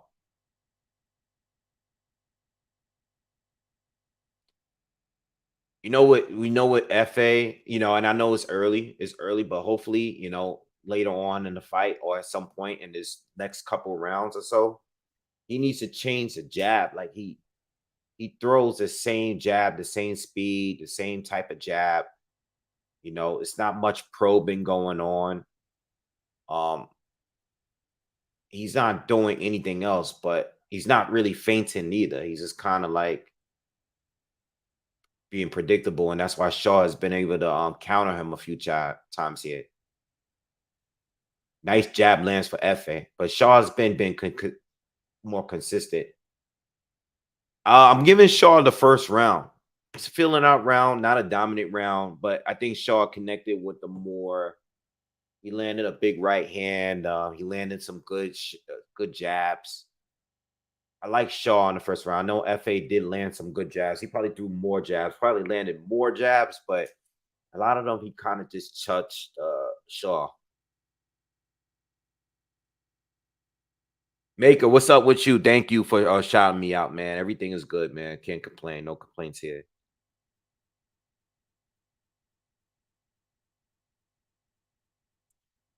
All right, King Him says, I love for Yard to win too. I think he's like, yeah, I love Yard. But I'm not no fanboy to a point where I'm not gonna call out his bullshit. Yes, he fought a lot of weak opponents leading up to the Kolovac fight, even after the loss. You know, um, he fought Lyndon Arthur, lost the first fight, dominated him in the second fight. But I always wanted Yard to step it up and fight better fighters. You know what I'm saying? But I like Yard. I love the whole Lions in the camp thing. Like I like Yard, man. The dude gives good interviews. I like him, man. I'm a fan of Yard, and I'm definitely rooting for him, and I'm hoping he pull it off. And I think he actually has a chance to pull it off. All right. But logically, he lacks the experience. Uh, Better BF is one of the top 5 best KO artists in the sport right now, and he's been like that for a while.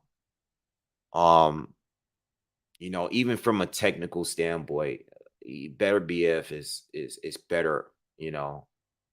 But Yard, you just can't sleep on him.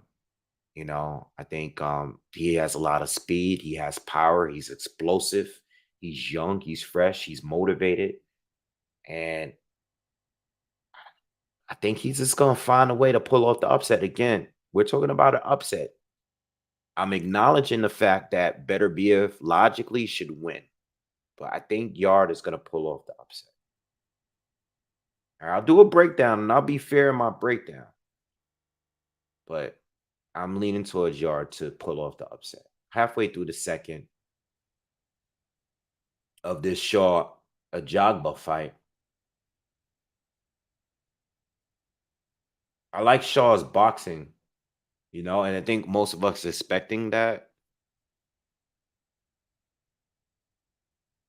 Ajagba's very stiff. He is, but you got to remember with Ajagba, it only takes one punch to change a direction. Shaw's been very defensive. He's opened up a little bit at certain points, but I like that. We need to get more. We need to get more feints from Ajagba. I like that. I seen him fainting a little bit this round. We need to get more of that. You know, it takes one punch to change the direction in this fight. So he's always dangerous.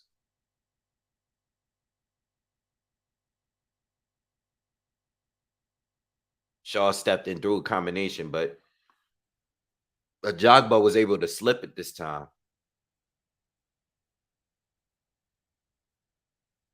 Jagba's doing pretty well, being that he's coming forward. He's been able to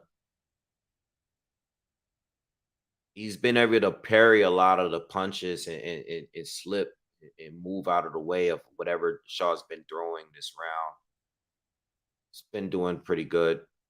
Nice hook lands for Shaw. Again, not much action from neither. Again, I like Ajagba a little bit more in that round. I think Shaw had his moments early, but it's still filling out rounds for both to me. Neither one of them is really opening up like that. You can tell that they both have a lot of respect for each other. You know,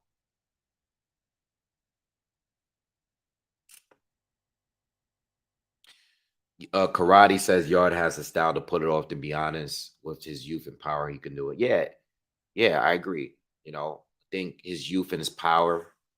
Um, I'm what I will say is that the comments that I read on this fight, 95% of them is just like they're jokingly saying Yard is getting knocked out. And I don't necessarily agree with that. I think they look at him and his coach as being very arrogant and stuff. And I think people want to just keep seeing him get knocked out, or losing fights. But I like Yard, man. I'm a big supporter of Anthony Yard. He's actually one of my favorite guys out there in the UK. And I'm hoping he wins. I think he has a shot. Not many right hands for FA Ajagba. He's not like abusing it like he has in the past. Shaw lands a right hand. Shaw lands a jab as well. Shaw looks to be fighting very responsible, very, very he's not doing too much. His defense has been sharp so far. But he's very cautious. Looks he's fighting a very disciplined fight against Ev. I think he's fighting, he's very aware of Jaga's power, and he's just he's not trying to make any mistakes. That's what I'm trying to say. So far, he hasn't made many mistakes here. He hasn't really got clubbed in the head with anything big. From a defensive standpoint, and this, mind you, this is a 10 rounder. So this is a 10 rounder. So this is not too long of a fight.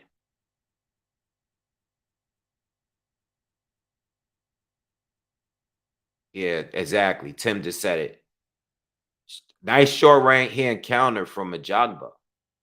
Nice. He rolled it a little bit. Not sure it didn't land that clean, but it was a nice shot.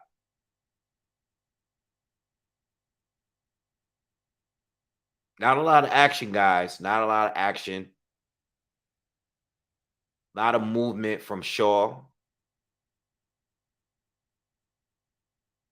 Very cautious. He's fighting very, very cautious.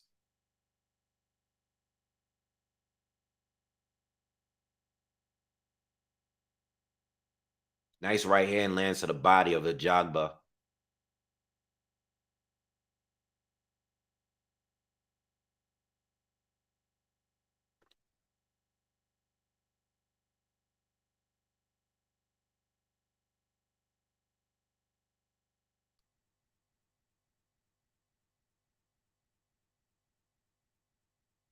Jagba is moving pretty well for a guy that's moving on his back foot a little bit here. He is moving kind of well. He's doing a good job getting out of the way of a lot of these shots. But these rounds are very, very close. I think Shaw's still landing more jabs, but no one's really winning. You know, it's kind of like even. Like it is very even. Like the odds is telling the story of the fight here. Jagba hasn't really sat down on anything. Third round is up. I think Shaw edged the third, but these are close rounds. What do you guys think of the fight so far? Who do you guys got it? How do you guys got a score? Let me know in the comments. What do you guys think?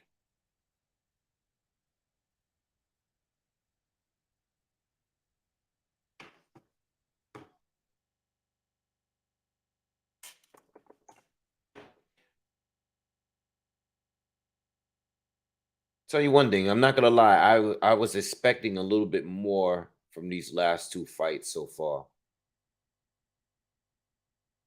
It's kind of slow, kind of dry so far. See a lot of channels are doing live as well. I see Showbiz is on. Got True Media's on. Coach Malachi is on. I see Ring IQ on.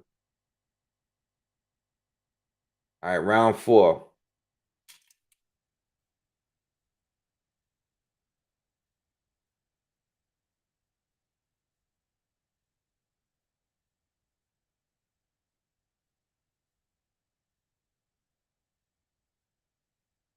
Stefan, they're talking about that. He's come from a boxing family. Yeah, and you can tell. You can see it. Nice right hand to the body lands for FA.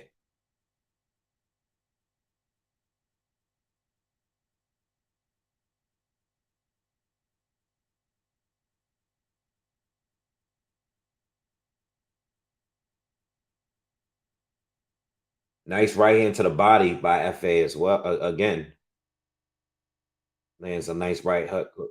Okay, FA almost caught him with the check left hook. Oh, FA caught him with a right hand. He didn't sit down on it too much, but he did connect that time.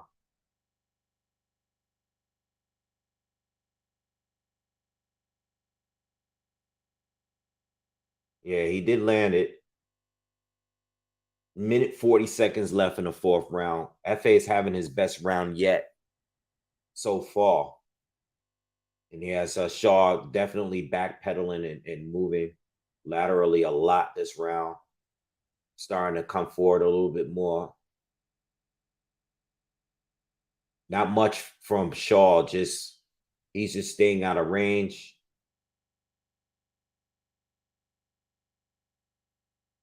FA's having a great round. Don't know what Shaw is waiting for. He's waiting a little too long. Let's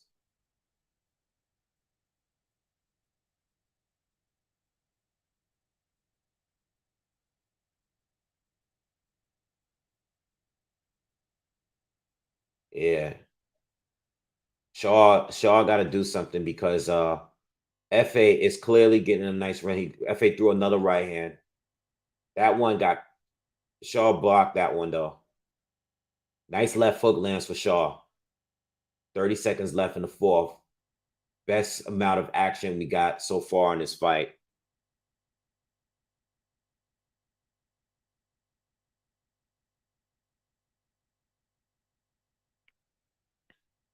So Charles, I see you says, do wave. I'm legit listening, not watching today.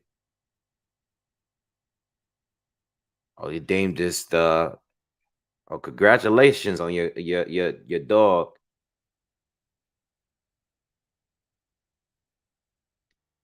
Good round. Good round for FA Ajagba. Way to apply the pressure. He landed a good right hand. Still want to see him throw a little bit more though, as far as like different punches. You know, Shaw was just too much on a retreat that round. I have it scored 2-2. It's back, it's been back and forth between the two. It's definitely showing to be 50-50, you know. FA is looking, let me say this about FA Ajaba. He's fighting a little bit more loose, not as stiff, you know, as far as his movement, you know, especially when he was going backwards. But I still want to see more variations in his punches. You know, I still don't feel like I'm fully getting that from him. You know, I think it's still jab, jab, jab, and every once in a while a right hand. I did see him try to counter off a check left hook, but he didn't connect with that shot. You know, I would like to see him work off a counter a little bit more, even coming forward. But I it's he's doing good, especially from a defensive standpoint. You know, he's been getting out of the way of a lot of good shots. All right. I still think Shaw is the more complete boxer. Shaw snuck a right and a left just now. All right. Definitely a speed difference between the two, though. You clearly see it. The thing is, Shaw is gonna have to. The thing with Shaw is gonna have to put himself a little bit in danger in order to connect. You know, because you can see that FA probably has a reach here. You know, he's taller, but he looks like he has a reach advantage here. And long distance, FA has been just a little bit more successful. You know, Shaw, whenever he found opportunities to counter or step in, that's what's worked out for him. But it looks like he has to work a little bit, just a tiny bit harder to connect because he's trying to stay away from the right hand too. Shaw's starting to come forward now. Shaw is the one pressing forward. This first half of this fifth round, Shaw is having a better round. It's been like this all fight. FL have a decent round, and Shaw will come back the next round. It's been kind of back and forth between two. Shaw throws a right hand. That one was blocked. Throws another one. He threw another right. He threw another right hand, and the Ajagba slipped it. Now Ajagba's coming back for. He lands a jab. Just over a minute left in the fifth round. Ajagba throws a right hand, but that one was just way too predictable. He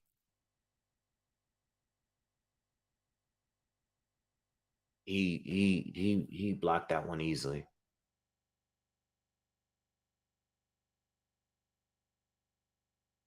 Ajagba needs to go back to feinting, man. Nice right hand counter from Ajagba. Let's get some jab feints. Let's get some like probing, like do something else. Change the speed or change that jab a little bit. But Jabba's coming back the second half. And Shaw's back on the defense, I feel. All right. This round is coming to a close. And it's another tight round. It's a very tight round. This one is, I feel like Shaw was winning the first half of the round, and then Ajagba came back and won the second half of the round. Very tight round. I don't know. I think this is the hardest round to score so far. Straight Gate Media says Shaw is fighting a little scared. He's standing too straight up and defensively. Yeah, I think he's just trying to stay out of the way of right hand. Like he doesn't want to really open up. He doesn't really want to engage. He looks for like moments to try to like ambush or counter a Jabba, but it's just not enough. KBL says he's liking Shaw style. Yeah, I mean it's keeping him in the fight, but I'm not sure how these judges are scoring these rounds right now because these rounds are not easy rounds to score, especially that fifth round. That fifth round it's just too close. That's a swing round to me. That's a legit swing round for me. And some of these other rounds might have been too. KBL says Shaw versus Frank Sanchez would be a firefight. No, I don't think so. I think Frank Sanchez would win, and I think he would beat him without as much issues as he had with FA. I don't think he wouldn't be as fearful in that fight, because Frank, we've seen him in different type of fights.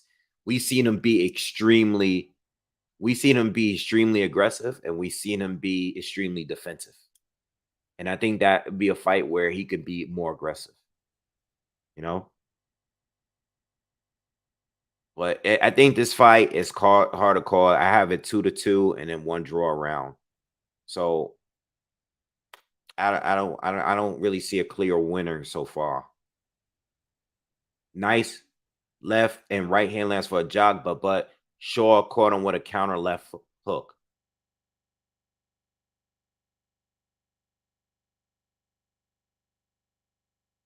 Shaw's starting to throw more. All right, but he started off quick last round. Let's see if he can finish quick too.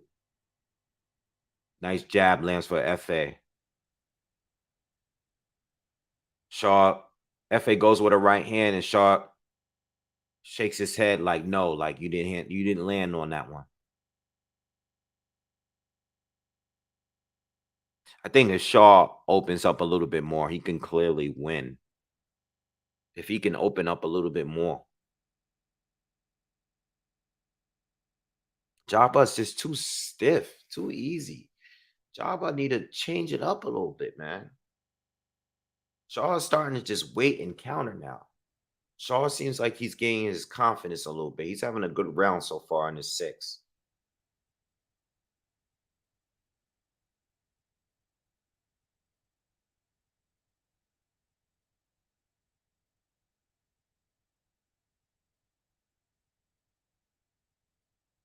Now Shaw is starting to get really comfortable now. Now he's starting to lead on the ropes, just waiting the counter. I think we need to see him lead a little bit more. He's just like working off the counter and he's not. I think he needs to initiate a little bit more just to show the judges he's in control here.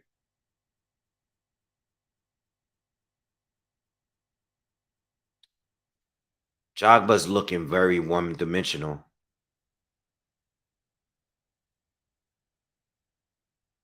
Still looking very, very one-dimensional, man.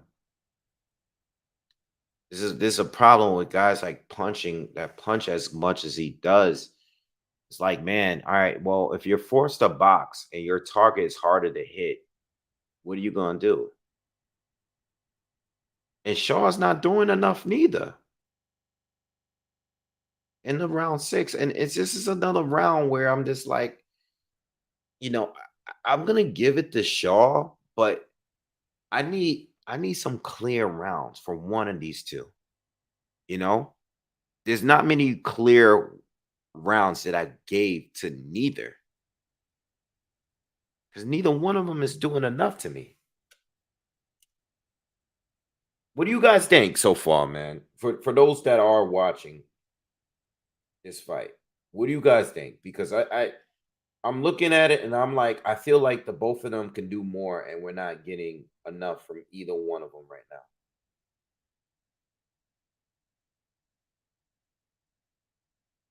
What do you guys think?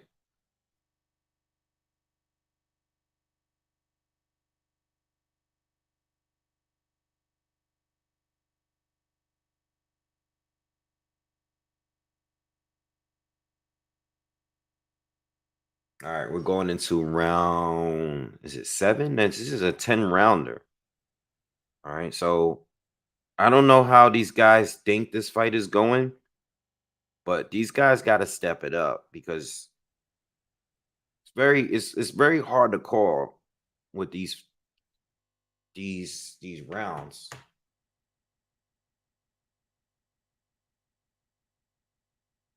I don't know how the judges are looking at these rounds here. Because Ajagba is the one that's, for the most part, he's the one that's coming forward. And he's constantly like connected with jabs to the body. Not many power shots, but he's definitely throwing more punches here. He lands a right hand through the guard of Shaw just now. There's no consistency from neither, though. Another right hand lands for Ajagba.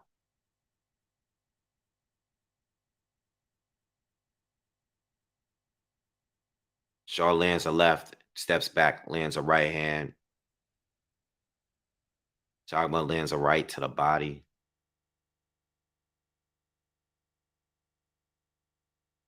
Another right hand lands for Ajagba. Shaw responds with a with a jab. Odds are pretty even.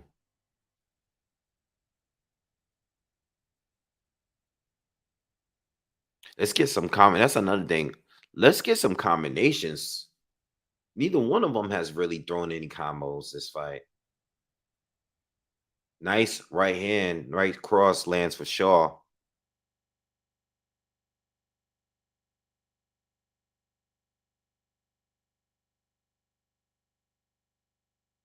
It's not an impressive performance from neither so far.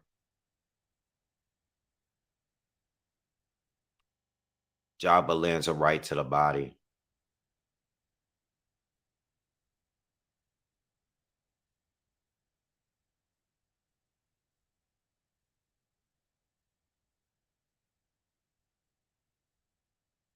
Right hand lands for Ajagba.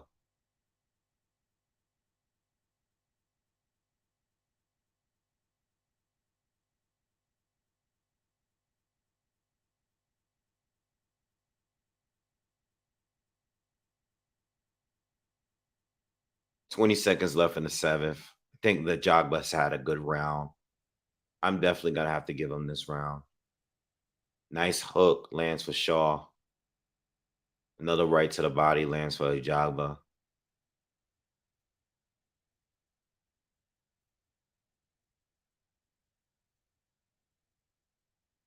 All right. I got it.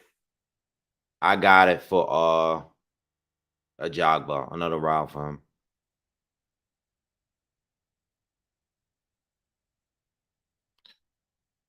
Oh, Keith, I read your thing wrong. I thought you was asking me the odds of going into the fight. Oh, you said that odds are showing FA is winning. Oh, okay. I don't have anything up, so I don't know. Again, I think I gave the fifth round was I think I have it scored 3-3 or 4-2-1 maybe for Ajagba. I should have wrote it down.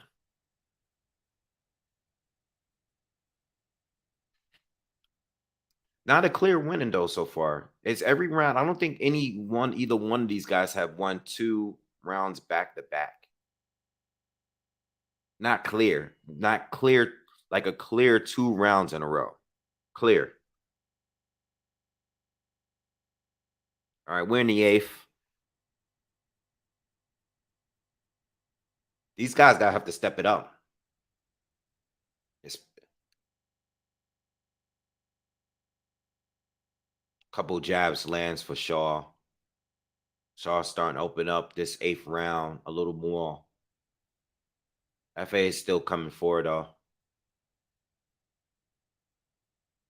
FA starting to step up the punch output. He's throwing a lot of jabs now. Some like real stiff jabs. Shaw is slipping a lot of punches, but he's not countering. He's just kind of like staying out the way. You know, he's gonna have to let his hands go if he wants to win this fight. Jabba lands a right to the body. 1 minute into the eighth round. So far, I think FA is doing the better work.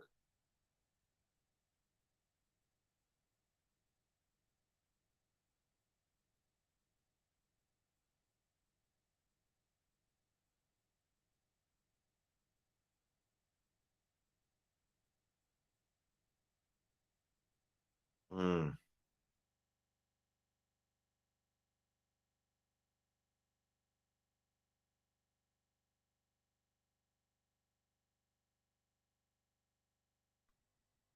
Shaw's gonna have to take some risk here, man.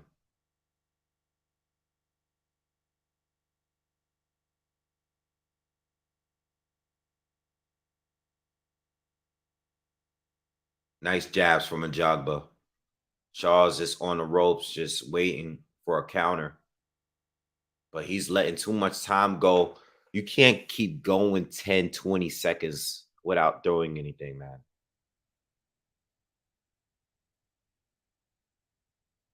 Nice uppercut gets in there for FA.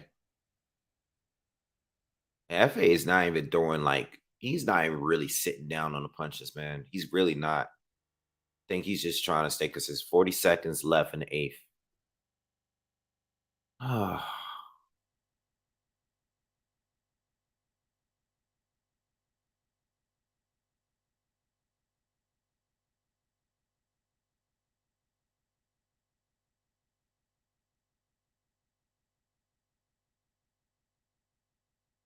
Shaw's just waiting, wasting time. Wasting time, man.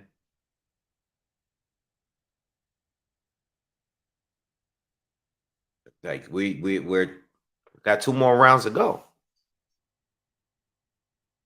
That's another FA round for me, man. So fight goes on. Shaw's making it easier for me to score these rounds. They were a little bit more difficult earlier, but he's just not taking any chances at all,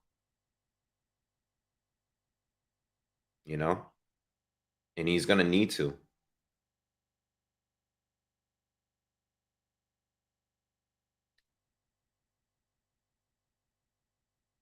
What do you guys think? Pocket says Shaw started the fight stronger. He is not throwing.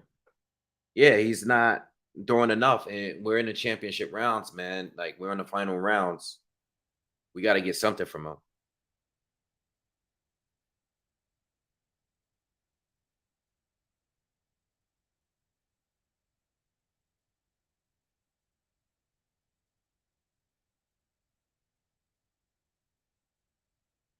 All right, round 9. I don't know exactly how I got it scored, but I don't think I've given Shaw more than 3 rounds.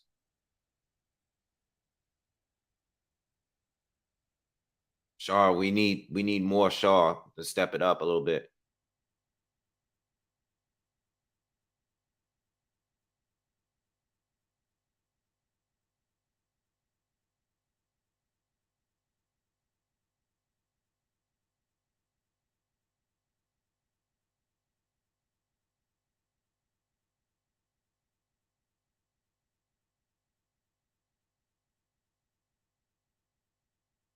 Seems like more of the same so far in this ninth round.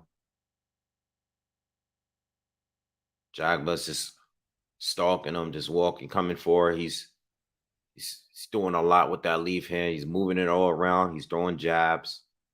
Not many power shots from him. What I will say is FA is not throwing 1-2, 1-2, 1-2, 1-2. He's not doing that no more. Not too many right hands in this fight. But I haven't seen many hooks from him. I've seen one uppercut that he landed clean, but he's not. I mean, I think he's winning the fight, but I don't think he's. sh- the crowd is really restless. That you can hear them booing. It's just not a good showing. It's not. They can both do better. Shaw is starting to let his hands. He's starting to open up a little bit more, but he's not landing like the way he was earlier in the fight.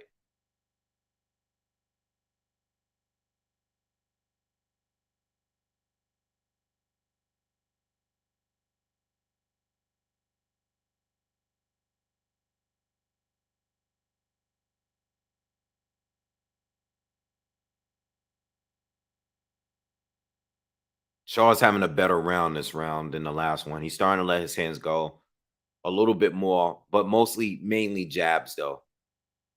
Right? He's not going long without throwing a shot, but he still ain't landing nothing with any real power behind it. Just some jabs. He lands a right hand to the body. He's winning this round though.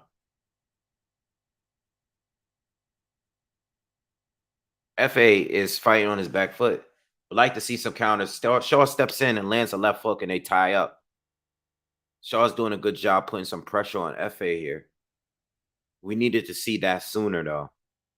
Everything Shaw has done, everything Shaw did in the rounds that I gave him.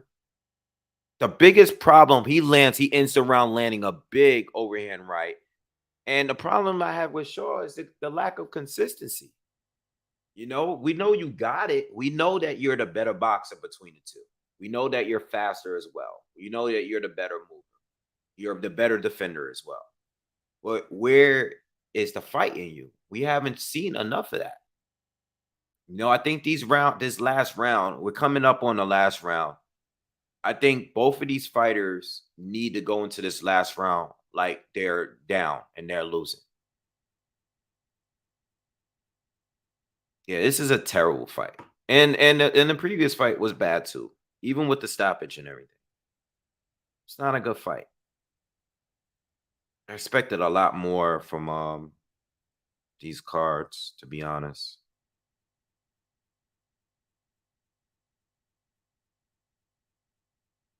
All right, last round, final round. I don't know how these judges are looking at it. They touch gloves. Let's get it on.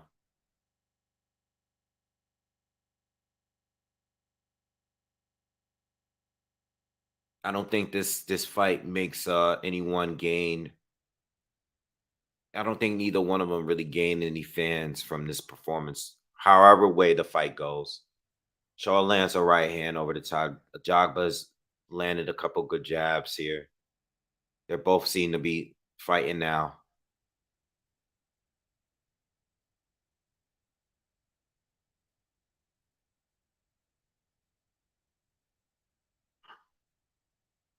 I don't know. I really don't know how this fight is gonna go, guys. I don't know. I really don't know. This is gonna be one of those ones where whatever way the judges are gonna go, is gonna be based on what they like here, because neither one is really doing enough. You know, it's like a stalemate, and if I don't think anyone won. I know we have halfway through the 10th round here, but I don't think anyone clearly won or is clearly winning.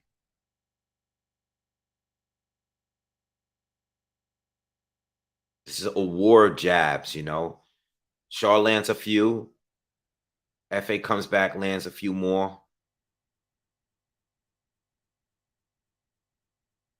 I want to see some hard shots. They both.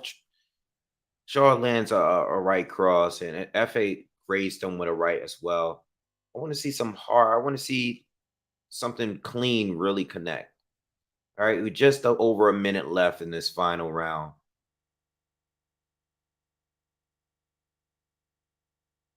Nice right hand lands from Ajagba. Best right hand he landed in a while.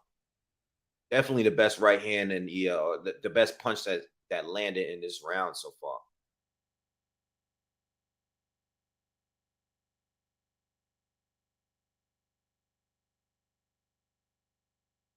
40 seconds left on the clock. Ajagba's winning the round to me. And if he wins the round, I think he wins the fight. But I just don't know, man. Nice jabs from Ajagba this round. Again, I gave Shaw the last round. It's been back and forth all fight.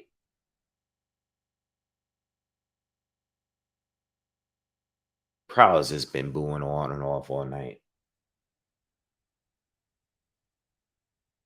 Nice right lands to the body of FA. Not enough from Shaw. Yeah. Fight's over. Fight's over. Oh man, that was hard to watch, man. That was hard to watch. Pocket says no urgency from Shaw's corner. They said looking good. The undercard was better than the main event. Definitely. Pocket says Wave. I agree with 100%. This fight is weird. It's like they both are timid. Yeah. As I said, neither one of them are going to gain any fans from this performance. You know, uh, I'll tell you this. In a nutshell, long story, less long. FA Ajagba still looks very one-dimensional. Okay, I mean he's not throwing as many right hands as he did before, but he didn't replace it with anything. He's just throwing more jabs now. You know, defensively he looks all right though. Doesn't look as stiff as he did. I mean most of his defense, a lot of things with he did a good job parrying. A lot of shots and leaning back and staying out of range. Um, stepping, using those quick step backs to get out of range. But I haven't really seen that much new in this game. I didn't see really anything new in his game. As far as Shaw, who looked like the more complete boxer, just was gun shy. He had certain rounds where he lets his hands go, where he did secure some rounds in there to me, but he took too much time to really get it going. No consistency. Didn't look really confident. You know, it just I don't think Shaw won any two back-to-back rounds at all in this fight. You know, so with that being said, I think Ajagba edges it, but the way judges have it, it's whatever. I think Ajagba won though. Mario says, "Thank you for the commentary. Wave. Very boring night of boxing." Yeah. Now I really regret not covering the um the pre-fights, because this main event was really boring. It never really got good at all for neither fight. What I will say is that I'm happy that the referee got it right, and that Jonathan Rice Guido fight, because he was about to make a bad call and cause the fight to go in the wrong direction. You know, We almost got another Maloney Franco situation. Almost. All right. And even though I think Guido was winning the fight, Johnny Rice landed the punch that stopped the fight. It is what it is. You know, it is what it is. I mean, that's part of the sport. If a punch causes the cut and the fight is stopped because of the cut, it doesn't matter how many rounds you won, you lose the fight. It is what it is. You know what I'm saying? It's no different from Lewis and Klitschko back in the day. You know, it's no different. I mean, that's the best example. Klitschko was doing extremely well for Lewis, but at the end of the day, Klitschko got cut by a punch, and they eventually stopped the fight. It was a great, and Lennox Lewis got out the game after that because Klitschko was no joke.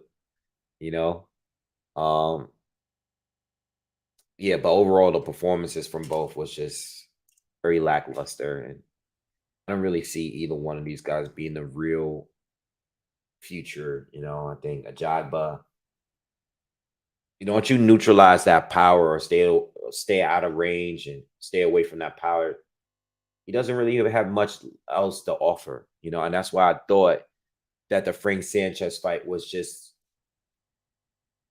a bad matchup for the time, right? But Jabba is just not showing much improvement here, you know. And Stephen Shaw, it's I don't know. He just didn't throw enough, man. These guys really needed to show up for this fight here and stand out. All right, we're waiting for the card. All right, here we go.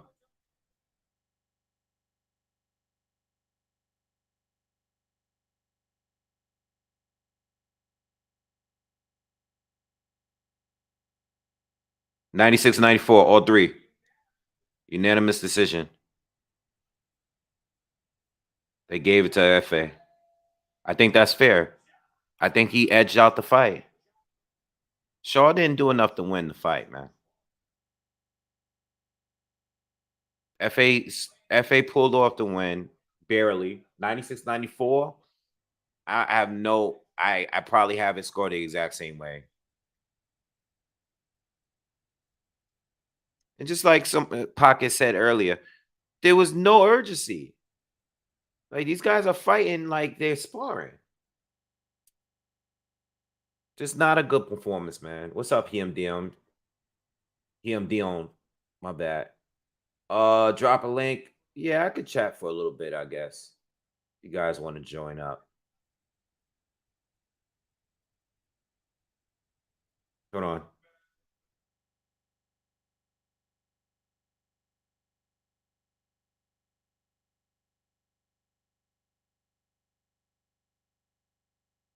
Yeah, it just wasn't a good performance, man. Just wasn't. It just wasn't a good performance from neither. And after watching that, it doesn't make me feel anything. Like, it's like I watched it and you know, it's like I watched it and it doesn't make me look forward to seeing neither one of them again. It's just like I saw it and that's it. It is what it is. Yo, what's up, bro?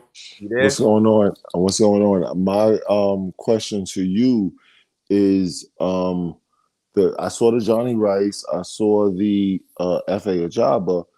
What do you think about Daniel Dubois versus either one of them? Um, And Jared Anderson. I'm sorry, and Jared Anderson. all right, so we're talking about Jared Anderson or Daniel Dubois against both or FA? Both against FA and against Johnny Rice. Oh, okay. What do you think? Those are different How fights. you see it? Yeah, how do you? I just want to know how you see them lining up against those two opponents. All right. Jared Anderson versus FA, Jared Anderson versus Johnny Rice, and Okay. Daniel Dubois. I got you. Black Cat, real quick. Black Cat, thank you for the donation. says big fan of the channel. Hopefully we will be able to watch better fights in the future. Absolutely. And I think we will. And if those fights were to go down, right? Yeah. That's a great question because I think those fights go completely different. I think this matchup was probably just a bad matchup for both. Because the thing with Ajagba, even though he's powerful, he's really not that aggressive. Both Jared Anderson and Daniel Dubois are extremely aggressive. All right. They might not have that one punch, dangerous, violent knockout power that FA has, but those two are relentless. I think both Jared Anderson and Daniel Dubois beat Stephen Shaw. I do. I think both. I agree with you. I think he's Stephen Shaw is a little slick, but I do agree with you as far as these guys are aggressive. I don't know what's going on with Ajagba. The second half about that. Go ahead. When it comes to FA Ajagba versus those two, this is the key thing. FA has to take a completely approach. He's gonna have to actually fight the way that he's fought before this fight, where he wasn't yes, thank you. You know what I'm saying. Yeah, he wasn't as conservative. Those two out the gate is coming straight at you. Take your head off. So he's gonna have to go into that fight thinking that no one's making it to the final round in those fights. Yes, exactly. I agree. So I think he has a better shot because he does have one punch knockout power, whereas Stephen Shaw moved a lot, didn't really engage. In those fights, it'll be different because Dubois is coming to take your head off. Same thing with Jared Anderson. He's coming to take your head off. Yeah. I think Jared Anderson and Daniel Dubois will win if they don't get caught. And both of those guys are not hard to hit. And that's why I think FA has a chance in those fights. Where Shaw, I'm not giving much of a chance for Shaw to win. But I think that Jared Anderson, while I think that he will win the fight more definitively, I think if he wins the fight, I think he knocks out FA and he hurts FA. But I think he's the one that's most at risk to get knocked out himself because he does leave himself loose and he does kind of let it hang all out there, Yeah, that's how it is. It's kind of like a catch-22. You know what I mean? Yeah.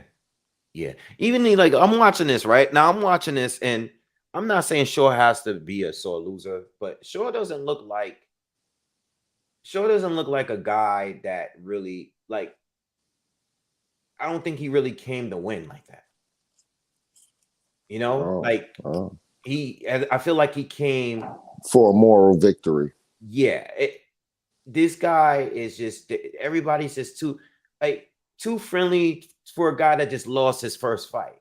Yeah, exactly. I agree with you 100%. It's one thing to have respect for each other, but it's another thing to give up your loss, to give up your own. I'm not saying you got to be a complete sore loser, but it's just my man, too many smiles, taking pictures together. 100%. I agree with you. What are y'all doing? What was this? The number one sore loser in the whole world was Michael Jordan. A lot of people may not know that, but that's the truth. Yeah. Michael Jordan was a biggest sore loser in the world. You should be a sore loser. You should never be comfortable with losing, especially in boxing. Yeah. Let me tell you something. I really thought about taking that trip all the way up to the state to watch this. Really? I thought about it. Yeah. How far away was this one? This from the city? Yeah. This trip is 3.5.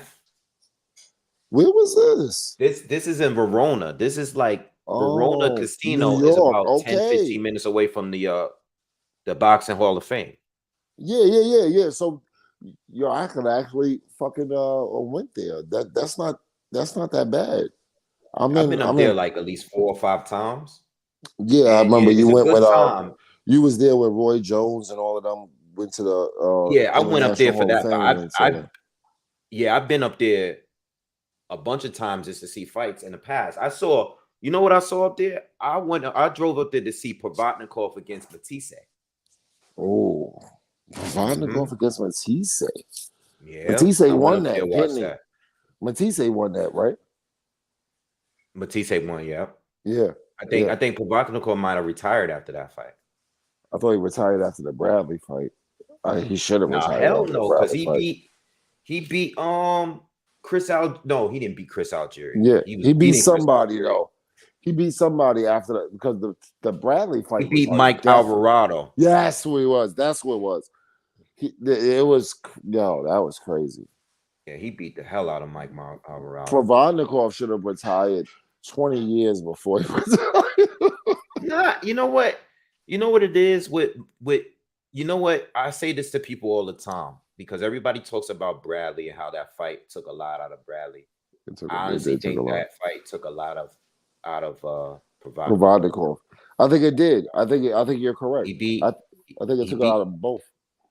yeah, he beat Bradley. I mean, he fought Bradley, lost, but he beat the hell out of Mike Alvarado after that. Then he had that split decision loss because he was beating Chris Algieri. He knocked. I remember I went to the Garden to watch that fight. Okay. He was beating Chris Algieri, knocked him out. He knocked him down, hurt him early in the And first Chris round. Algieri But outpointed him, right? yeah, he outpointed him. Yup. Yeah, he outpointed him. Hmm. You're 100% correct as far as what it took out of him, but that's where Floyd Mayweather comes in. You don't want your the lifeblood of your career to be taken out of you by another fighter. That's where Right. it's hit and not get hit. You know, Yeah. Provodnikov was a monster. That's why we don't hear about him no more. We don't hear about Marcos Maidana no more either. They're He gone. actually retired after losing to John Molina Jr. I forgot about Yeah, because it's too much to take. You it. Yeah. know, they Marcos Maidana actually said the hardest punch he ever got hit with was for Adrian Broner's left hook. Adrian Broner is an amazing fighter, and we don't. But he's been through too much, so it's crazy how it is. Like you got to really like understand what these fighters are really going through camp by camp. It's not fight by fight. It's really camp by camp. You know. Yeah, yo, one quick thing. I'm listening. I I'm wasn't listening. here for Bradley Provodnikov, but I started my channel with Provodnikov, Mike Alvarado. Oh, I've okay. never been Okay. right about a Ruslan Provodnikov prediction ever. I got all four. I was 0 for 4. He's hard to. I mean, come on, Ruslan Yeah, that you can't blame that on you. The Ruslan yeah. Provodnikov, he's a little bit. This guy is do or die. It literally is do or die with this guy. I He could actually, die in the ring and it'll be like normal. yeah. He's like this guy's crazy. Nah, you're right. You're right. But yeah, this card. I mean, I don't know. I didn't see the full undercard. But this main card was trash, man. These two fights were no good. Yeah, wasn't too great. Now they showing Liam Smith and Chris Eubanks face off. So I'm not I'm got the volume on because I don't want to get you in no trouble. But that's what they're doing right now. Chris Eubank got his jacket on and his sunglasses, talking and shit. You know. Yeah, I mean, that fight is next week. I mean, I I, don't know. I don't know. With that fight, I really don't know. I can't call it I with that think nah, I fight. think Eubank is winning. I think Eubank is winning too, but Liam ain't no joke. Liam ain't no punk. He ain't no No, pushover. no, he's a tough fighter. I don't think he's just gonna knock him out. But He what might what, be what I, smaller, too small. the reason why I think Eubank is winning is because he's gonna beat guys on this level, tough fighters, but not the elite level fighters. Yeah. Yes, I agree You with you. know, I agree with you. I think he's, I want to see Eubank against Mangia or Yeah, I was just arguing with Janabik. I You was just know, arguing with Ring IQ. I literally got off of his live and I was having an argument with him. Me and him we have good arguments. But we were arguing Chris Eubank Jr. versus Jamal Charlo. And I said Chris Eubank Jr. beats him. And the panel and everybody was kind of arguing with me a little bit, but they was kind of agreeing with me at the same time. And I Chris Eubank Jr. is more active. He's more about that life than Jamal Charlo is right now. right this minute. Maybe 2 or 3 years ago, it might have been different. But right now, right this minute, Chris Eubank Jr., I think he beats Jamal Charlo. Yeah, I don't. You know what? I can't recall what the hell is going on with Jamal because Yeah, that Jamal's a Montiel mess. performance. For him to perform the way he did against that, I love the Derevyanchenko fight. Mm, That was his best fight at 160 by far. And I'm not just okay. talking about the win. I'm talking about the fight itself was a very, very good fight. It was a good fight. After that, I haven't seen that was the only fight notable win at 160 since he's moved up. Ever since he knocked out J Rock and had that tough scrap with Austin Trout, I have not been impressed with anything that Jamal has done at 160. I wasn't impressed with his Matt Korobov fight Except either. Derevyanchenko.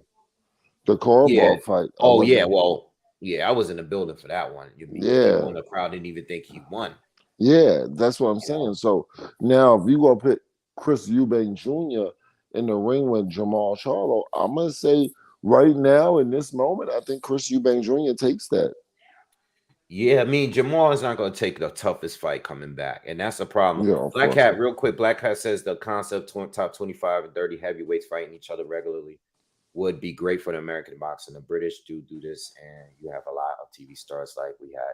I've heard, I agree with you, and I've heard Boxing Beats and Rhymes say the same thing about the European champion. I think that if the American had like a lower level title for guys like Yeah, and if FA and Jared Anderson, Stephen Shaw, Jermaine Franklin. These guys should have some kind of tier before getting straight to a championship level. Let's have the a local because this sport's a North world sport. American, North American belt. It is a Yeah, North American belt. yeah. We should have this. Like the European title out there means something out there. Yeah, it does. That means something out there. We Yeah. need a title where, like, people. I really love the fact that AJ and Dillian White fought each other before they got to a point because technically they could have just being that White beat him in the amateurs. They could have just avoided that whole situation and waited until they both were Waited till stars. they got to the pros, but the fact that they fought each other at amateurs was a amazing statement. I agree with you. I like the fact that Daniel Dubois and Nathan Gorman fought each other. Yeah, me too. Because Yeah. people forget, and I say this all the time. You know what people forget the most? How they felt before the fight. Mm-hmm, Before the fight, people were like back and forth with it. Like mm-hmm. even if Dubois was a favorite, there was mad people that thought Nathan Gorman was going to outbox him and expose him. Yeah, yeah, I remember that.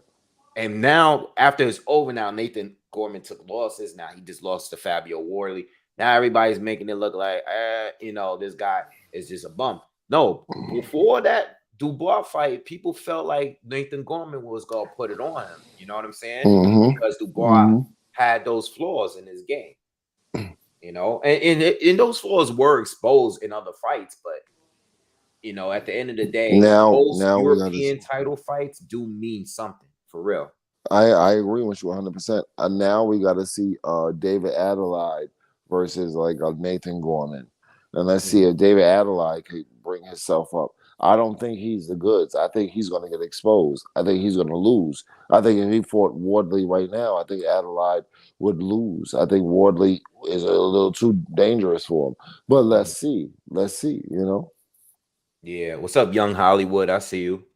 But yeah, as far as Chris Eubank though and Jamal, well, this is the problem with Jamal because I still feel like Montiel was, and I know Montiel was coming off of a good win, or like, oh no, not even. I mean, he Yeah, beat man. James Kirkland when James Kirkland is way out the game. Yeah, That win yeah. was just an overrated win. And that's the problem with these fighters over there sometimes.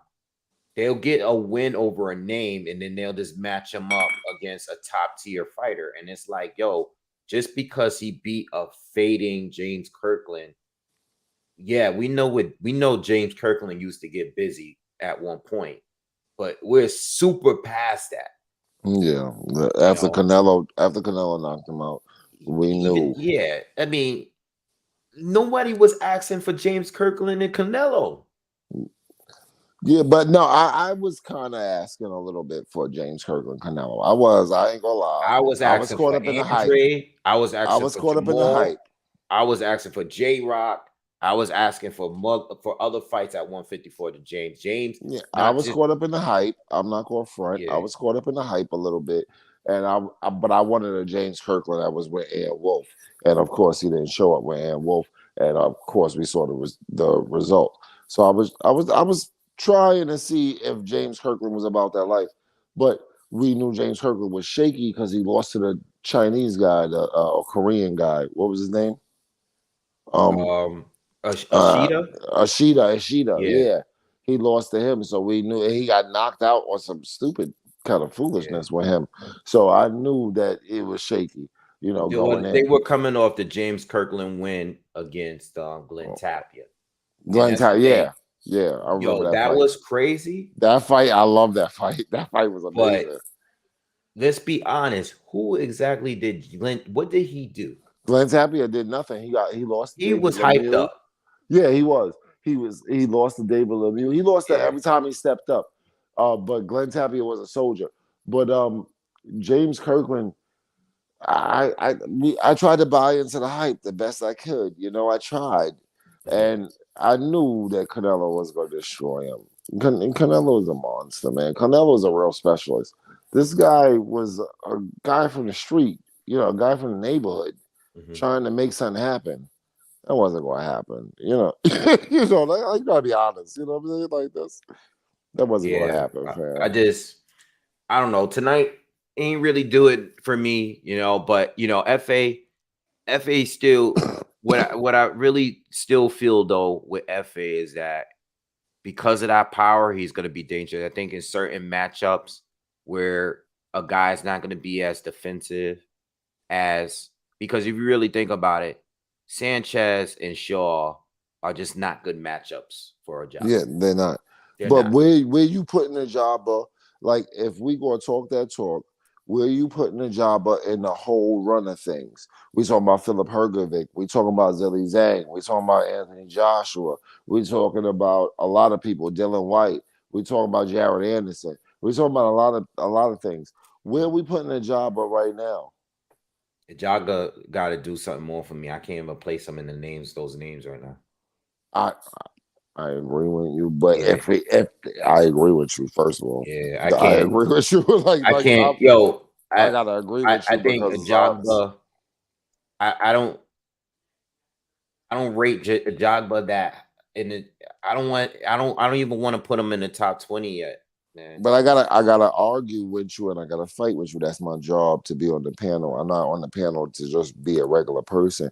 I'm on the panel to actually argue with you, right? Hmm. So my thing is Ajagba fighting Zilly Zhang? Is Ajagba beating Zilly Zhang? Because I think Zilly Zhang beat Hergovic. I don't care what the scorecards said.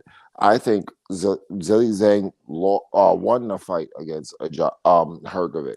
I think Hergovic. This is my thing. I said that Arslanbek Makhmudaliev is the next monster coming up. Dwyer Dwyer said that it's Philip Hergovic. He said Philip Hergovic is the next monster coming up. I think both of us are wrong. I think we're I think wrong. Ajagba beat Arslan back. Oh, really? Yes, I think Whoa, Arslan back. that You is talking an about the interesting big guy with take. the neck thing that do the D'Lo Brown shit? Yeah, you know who Arslan Beck is Nah, a monster. Jogba's knocking him out. You think I you think he's the least whoa, talented whoa, heavyweight. I think he's the least talented heavyweight whoa. out of all the dudes coming up. That's he does only throw a 1-2. But that's a Dude has huge. no skills at all. None. Zero. Oh, because the attack him fight got you that upset. The Nah, attack him not fight got even you that that. I was upset. watching him before that. No, I'm not saying he Yeah, wasn't. yeah, yeah, I'm yeah. just Nah. saying that the I attack him haven't seen fight one got you fight. that upset. Nah, he's not good. He's not good at all to me. You say he's not good at all, but Nah, you man. thought at one point. Listen, Jabalev beats I've been him. watching your Ajagba channel. beats him. Everybody beats it. You name anybody right now. beats him. They beat him. Okay, so now I've been watching. No, I don't think that. I think that's crazy, to be honest with you. I don't agree with you. But I've been watching your channel long enough to know that you thought Tony Yoka was decent. I thought he was decent. I thought Tony Yoka was decent too, but Yeah, and you unfortunately, he got his ass beat by Martin Bakoli, a guy that he was but a he good got fighter devastated. too. But he got hold on. devastated by You say I said he was decent, but who did I rate Tony Yoka over though? I didn't rate him high. I'm not going to say that you rated him high. Yeah. I'm not I going thought to he say lost that. the Olympic fight. He clearly lost that. Yeah, I'm not going to say that you rated him high. I'm just going to say that you thought he was of quality, and now we see that he's been exposed. So he's been exposed. Martin Bakoli is like, I don't think Martin Bakoli is that good because he's been exposed. Michael Hunter exposed him. So I don't think Martin Bakoli is that good. No. I don't think Martin Bakoli got exposed. I think certain fighters get exposed when they hyped up a certain way. Martin Bakoli never did anything to make him be exposed. He was never hyped up. Arslan Beck is getting more hype right now than anything that Martin Bakoli did. There was words about Martin Bakoli being the next guy. There was words, and Michael Hunter went in there and kind of devastated him, dog. Martin Bakoli did get exposed, fam. He did.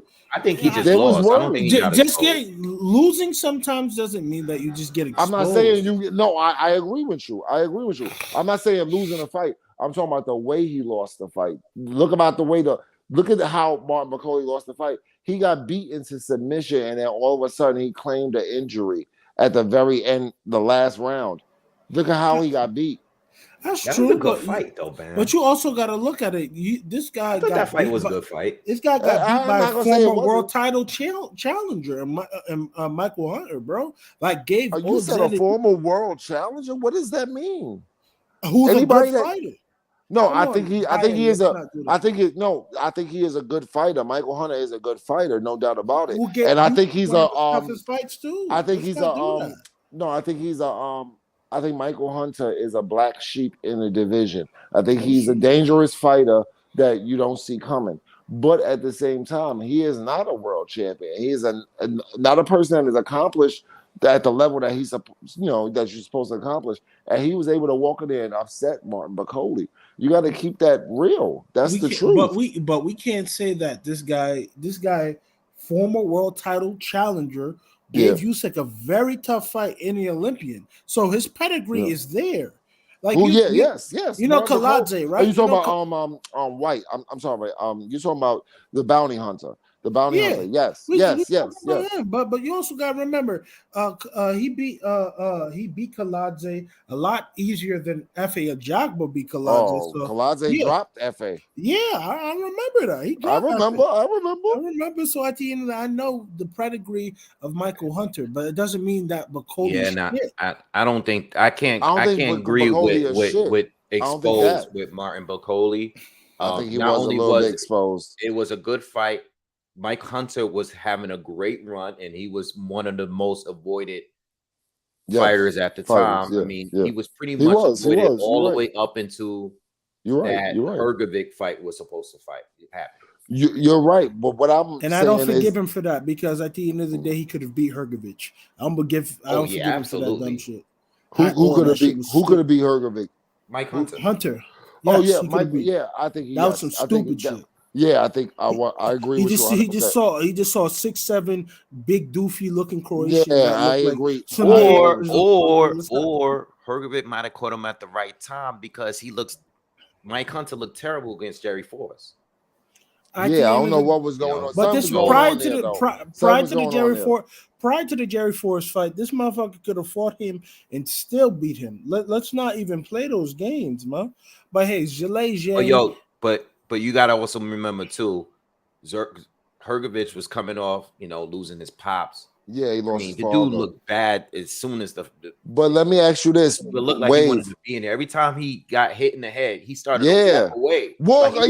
Thank you, Wave. Thank you, Wave. Yo, this nigga was walking away. Yo, he was turning his head and walking away from punches. Yo, he was acting real funny in the ring. Yeah, he wasn't. I was like, man. Yo. Zilly Zay won that fight. Yeah, wasn't right. Yeah, Zilly Zhang won that fight easily. I don't know why the judges judged it the way they did, but I thought Zilly Zhang won that fight easily. The reason why I'm not arguing you about who won. Yeah, The reason why I wouldn't say he won easily is because Zhang didn't he get dropped in that fight? No, he didn't. Zhang didn't get dropped. Zhang didn't get. All right. Zhang Well, what I did not will get say dropped. is that the rounds where Hrgovic didn't get hurt, I felt like Hrgovic won. A lot of those rounds walking away from the action, especially towards the very. I seen Hrgovic literally turn his head and walk away from fighting. I saw him do it numerous times in the fight. Even with the rounds, he wasn't getting hurt. There were still 3 or 4 rounds left in the fight where I felt like Zhang didn't. The last end of the fight, though, I feel like Zhang started to slow down at some point. Yes, he did. Yes, 100%. But when you watch the fight back, I think Zhang won the fight. I think Zhang won the fight clearly. I thought it was 8-4. Zhang won the fight. That's what I thought. I thought it was 8-4. Clearly, Zhang won the fight. I didn't have it that wide, but I remember covering it live. But what did you have live? Close. What did you have live? I don't remember. You probably had a 7-5 or something. Yeah, it was closer than that for me. You thought it was closer. Okay, fair enough. I gotta ask you, you guys are very esteemed boxing man. We've been watching this for years. Jonathan Rice, keep him away from your prospect because hey, his record don't look the nicest, but I don't know, something inside him seems rejuvenated. Yes, and he wants to become a contender. He has all the talent to be a contender, and if it wasn't for that cut, they would have robbed that man. And I agree with you 110%. He did it on the PBC and he did it on the. I don't think Rice was winning the fight before that, though. I think Johnny Rice is a very dangerous fighter. I've said numerous times. For sure. I think he is a larger version of Buster Douglas, and on the night, I think Johnny Rice fights like Buster Douglas on the night, and I think he's very good. I think he's very good. He's very hard to beat. Good. I think he needs to work on his conditioning heavy though, man. His hands go more. That's facts. This is what I was saying on a live. He has a talent, but he just need this guy that was winning tonight. This guy Guido was only winning because he was throwing more punches, but he wasn't landing anything that mattered. The moment Johnny Rice landed the best, Johnny Rice landed the better punches. Yep. The best punches that were landed was by Johnny. Yeah, he's a dangerous fighter. I wouldn't want to fight him, and I'm his size. I wouldn't want to fight him. He's a big guy, man. He's like 250, 260 pounds. Like a football player. I said this earlier. This guy is huge, man. He got a good jab. I wouldn't want to fight him. You're a football player with a good one too. With a good one too, dog. Yeah, very good. What he did to Michael Coffey, man. Yeah, that shit was devastating. What he did to Michael Coffey was some shit. Yeah, Mike Coffey wasn't improving yet, though. Would you say that? Would you say that? It was a good win. He did beat an Olympian. No, didn't he beat Michael Coffey twice though? Yeah, but what I know that, but what I'm saying is Mike Coffey wasn't that proven yet, though. No, he wasn't. Michael Coffey it's not like Jerry Forrest against Michael Hunter, but we knew Hunter what he can really do. You know, so when Johnny Rice beat Mike Coffey, yes, he beat him in a way where, like, okay, we thought Coffey was the next one up too in America. Yeah, his name was being mentioned. His name was of the world. 100%. So when he beat him, it was like, oh, okay, I guess Coffey ain't that good. You know, that's what happened with that. But what real boxing, that's what the casuals took from it. But real boxing fans took from it, Johnny Rice is better than we think. That's what real boxing fans took from it. He is like, the guy is a little bit different. His jab is serious. His jab is enough to give problems to top level competition. His jab is really good. Now, can you come across that jab? Or we was just talking about this a few minutes ago. Can you come across that jab with something else? Can you put something on top of that jab? Now we go to Daniel Dubois versus Joe Joyce. Your jab is serious, but can you put something across it? Joe Joyce didn't really put nothing across it. He just kept landing the jab. Johnny Rice doesn't beat any of these guys, though. You say that one more time. He doesn't beat any. When you say keep him away from upcoming guys. I don't Yeah. think he beats the majority I think he beats Daniel Dubois right now. I think Johnny Rice right now, I think he beats Daniel Dubois. That's not too far fetched. I disagree. That's not too far fetched. That's not too far fetched. I disagree, but it's not crazy. Yeah, it's not crazy. I gotta say this though. I think Jared Anderson can handle him. Because I think I think Jared Anderson. I think he's like that. I think he's special. Like I think he's one of them dudes that can figure this dude out. You know what? Oh, I agree with you. I'm sorry. Amy, go on. No, I'm sorry, guys. I'm sorry if I'm talking. It would be hard for Jared, and I don't think I would put him in there with that dude next fight, because at the end of the day, we still got to understand. Johnny Rice, I don't think he's ranked highly. He's like, yeah, he's not. You're right. I'm not gonna call him Harold Graham. I'm not gonna call him somebody that he's of that caliber. He's of that ilk. No, but I'm just saying, Johnny Rice a dark horse, man. If Johnny Rice just like get the fuck out of working at 9 to 5 and really concentrating on getting his conditioning down to he's a problem. He's a problem for anybody. But we gotta judge these fighters based on. Listen, this is the truth about Johnny Rice. Johnny Rice is 35 years old. Mm-hmm. So all this, if he gets this and he needs to do this, dude, he's been around for a minute, and he's been in the ring with he's been in the ring with Arsenal Beck. He's been in there with this guy Dempsey McKean. I was talking about him the other day. Dempsey McKean, yeah. He got stopped by him in the last ride, looking all gassed out, looking crazy. You heard what you said. Like, I wasn't really training for those fights. Yeah, if he get himself together, he's a problem. That's like talking about Broner and about I agree with you. We talking about focus Broner. You know how many years I heard Broner's focus Broner. Yeah, I know. I'm judging you based on how you show up every fight. In this fight, Broner is a little bit different wave. Broner's a little bit different wave. He got the win tonight. But that wasn't impressive. Besides that punch that opened up the cut, he wasn't looking good. He wasn't performing good up until he landed that punch. I don't want to get crazy now and say that, guys got to look out for him. Like, no. What I'm gonna say to you is this: I'm a Dwyer fan. All right, I fuck with Dwyer. All of us are. I think all three of us are Dwyer fans. So now, with that being said, if we're Dwyer fans, that means it changes our perception of boxing. It makes us look at what could possibly be an upset. Johnny Rice is the guy that you take on 6-week notice for a fight, and he comes in there and knocks you out. That's if you're looking at it from that perspective. When Johnny Rice, nobody really wants to fight him. He could beat almost anybody in the entire division. From that perspective, he could walk in there 6 weeks, and I think he's big enough, strong enough that he can land a particular punch because he is accurate. He is sharp when he's about that life. If he can land one punch on you, I think it's a straight right hand. I think it's a right cross. Johnny Rice's number one punch, I think, is a right cross. I think he can knock out anybody in the division. He's big enough. I don't think he could. I hear what you're saying, but I'm basing everything off what I see from him, and not what off potential. Not if he was 25 years old, I would say okay. Maybe if he cuts down the weight a little bit, I think if he just works on his stamina a little bit more, then but he doesn't look like. Listen, he looks like a fucking mess. For me to say that sounds crazy. For me to say, this guy can knock out anybody in the division. That sounds really stupid. But we do know that this is the heavyweight division. It doesn't matter what age you are. It doesn't matter anything. If this motherfucker land on you one time, is a problem. And Johnny Rice versus Coffey, the second fight in particular, I saw a very stiff jab with a very good right hand right behind it. And the right hand was like 2 seconds away from the jab. So the jab lands on your face, and then 2 seconds later, the right hand crushes your face and break bones in your face.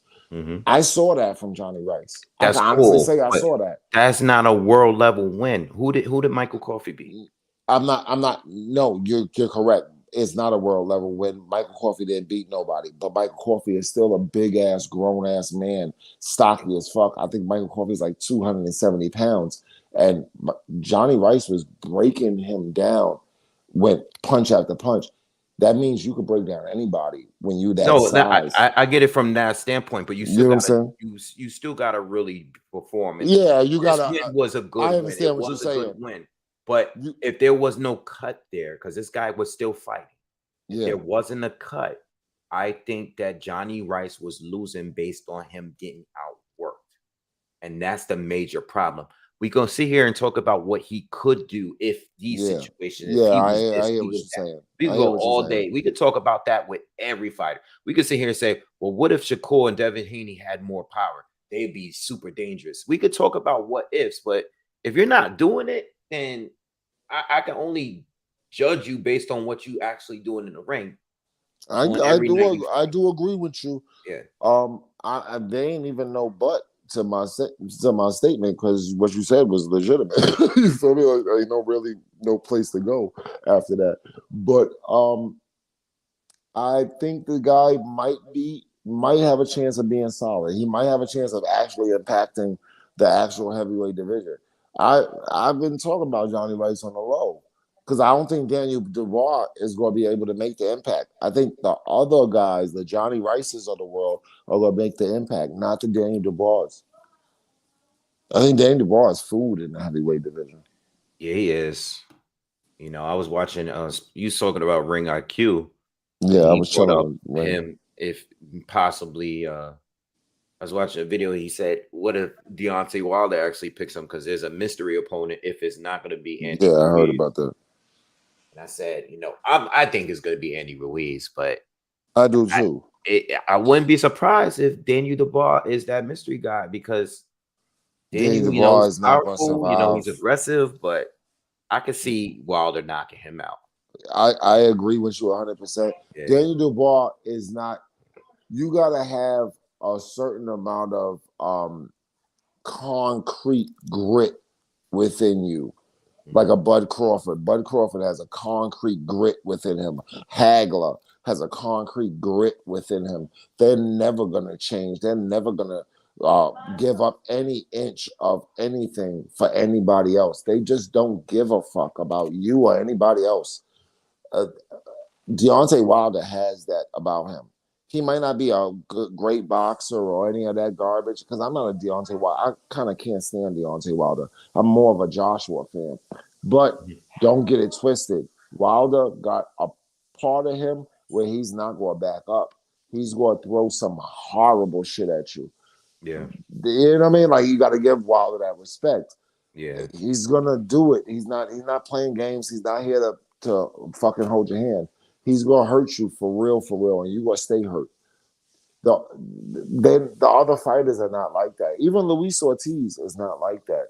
They don't have that different animal in them that Wilder has. Wilder, he don't give a damn about who you are. He's really looking through you because he's gonna punch through you. You know, like he'll literally punch a hole through your body. Like that's Yeah. how he looks at you. Yeah, but yo, let me get off here, man. I'm tired. I'm about to get up out of here. Thanks for checking in, though. Shout out to Respect, everyone fam. that make sure you guys subscribe to the channel if you haven't already. And please smash the like button if you haven't too. If you've been sitting in here, you hit that thumbs up yet. What's wrong with you? Like, yo, what y'all doing in here? But thanks for checking in again. I'll be back here in the morning to do like a new wave report because I definitely got a lot of things I want to address. And, Respect, Wave. I thought this fight night would have been a little bit better than what it was. It seemed to be anticlimactic for some reason. Damn. yeah, it is what it is. I mean, I still have to go back and watch the earlier fights too, which I'm probably gonna do that until I fall asleep. But yeah, yo, I'm out of here, yo. Y'all have a good night. I'll see you guys tomorrow morning. Have a good one.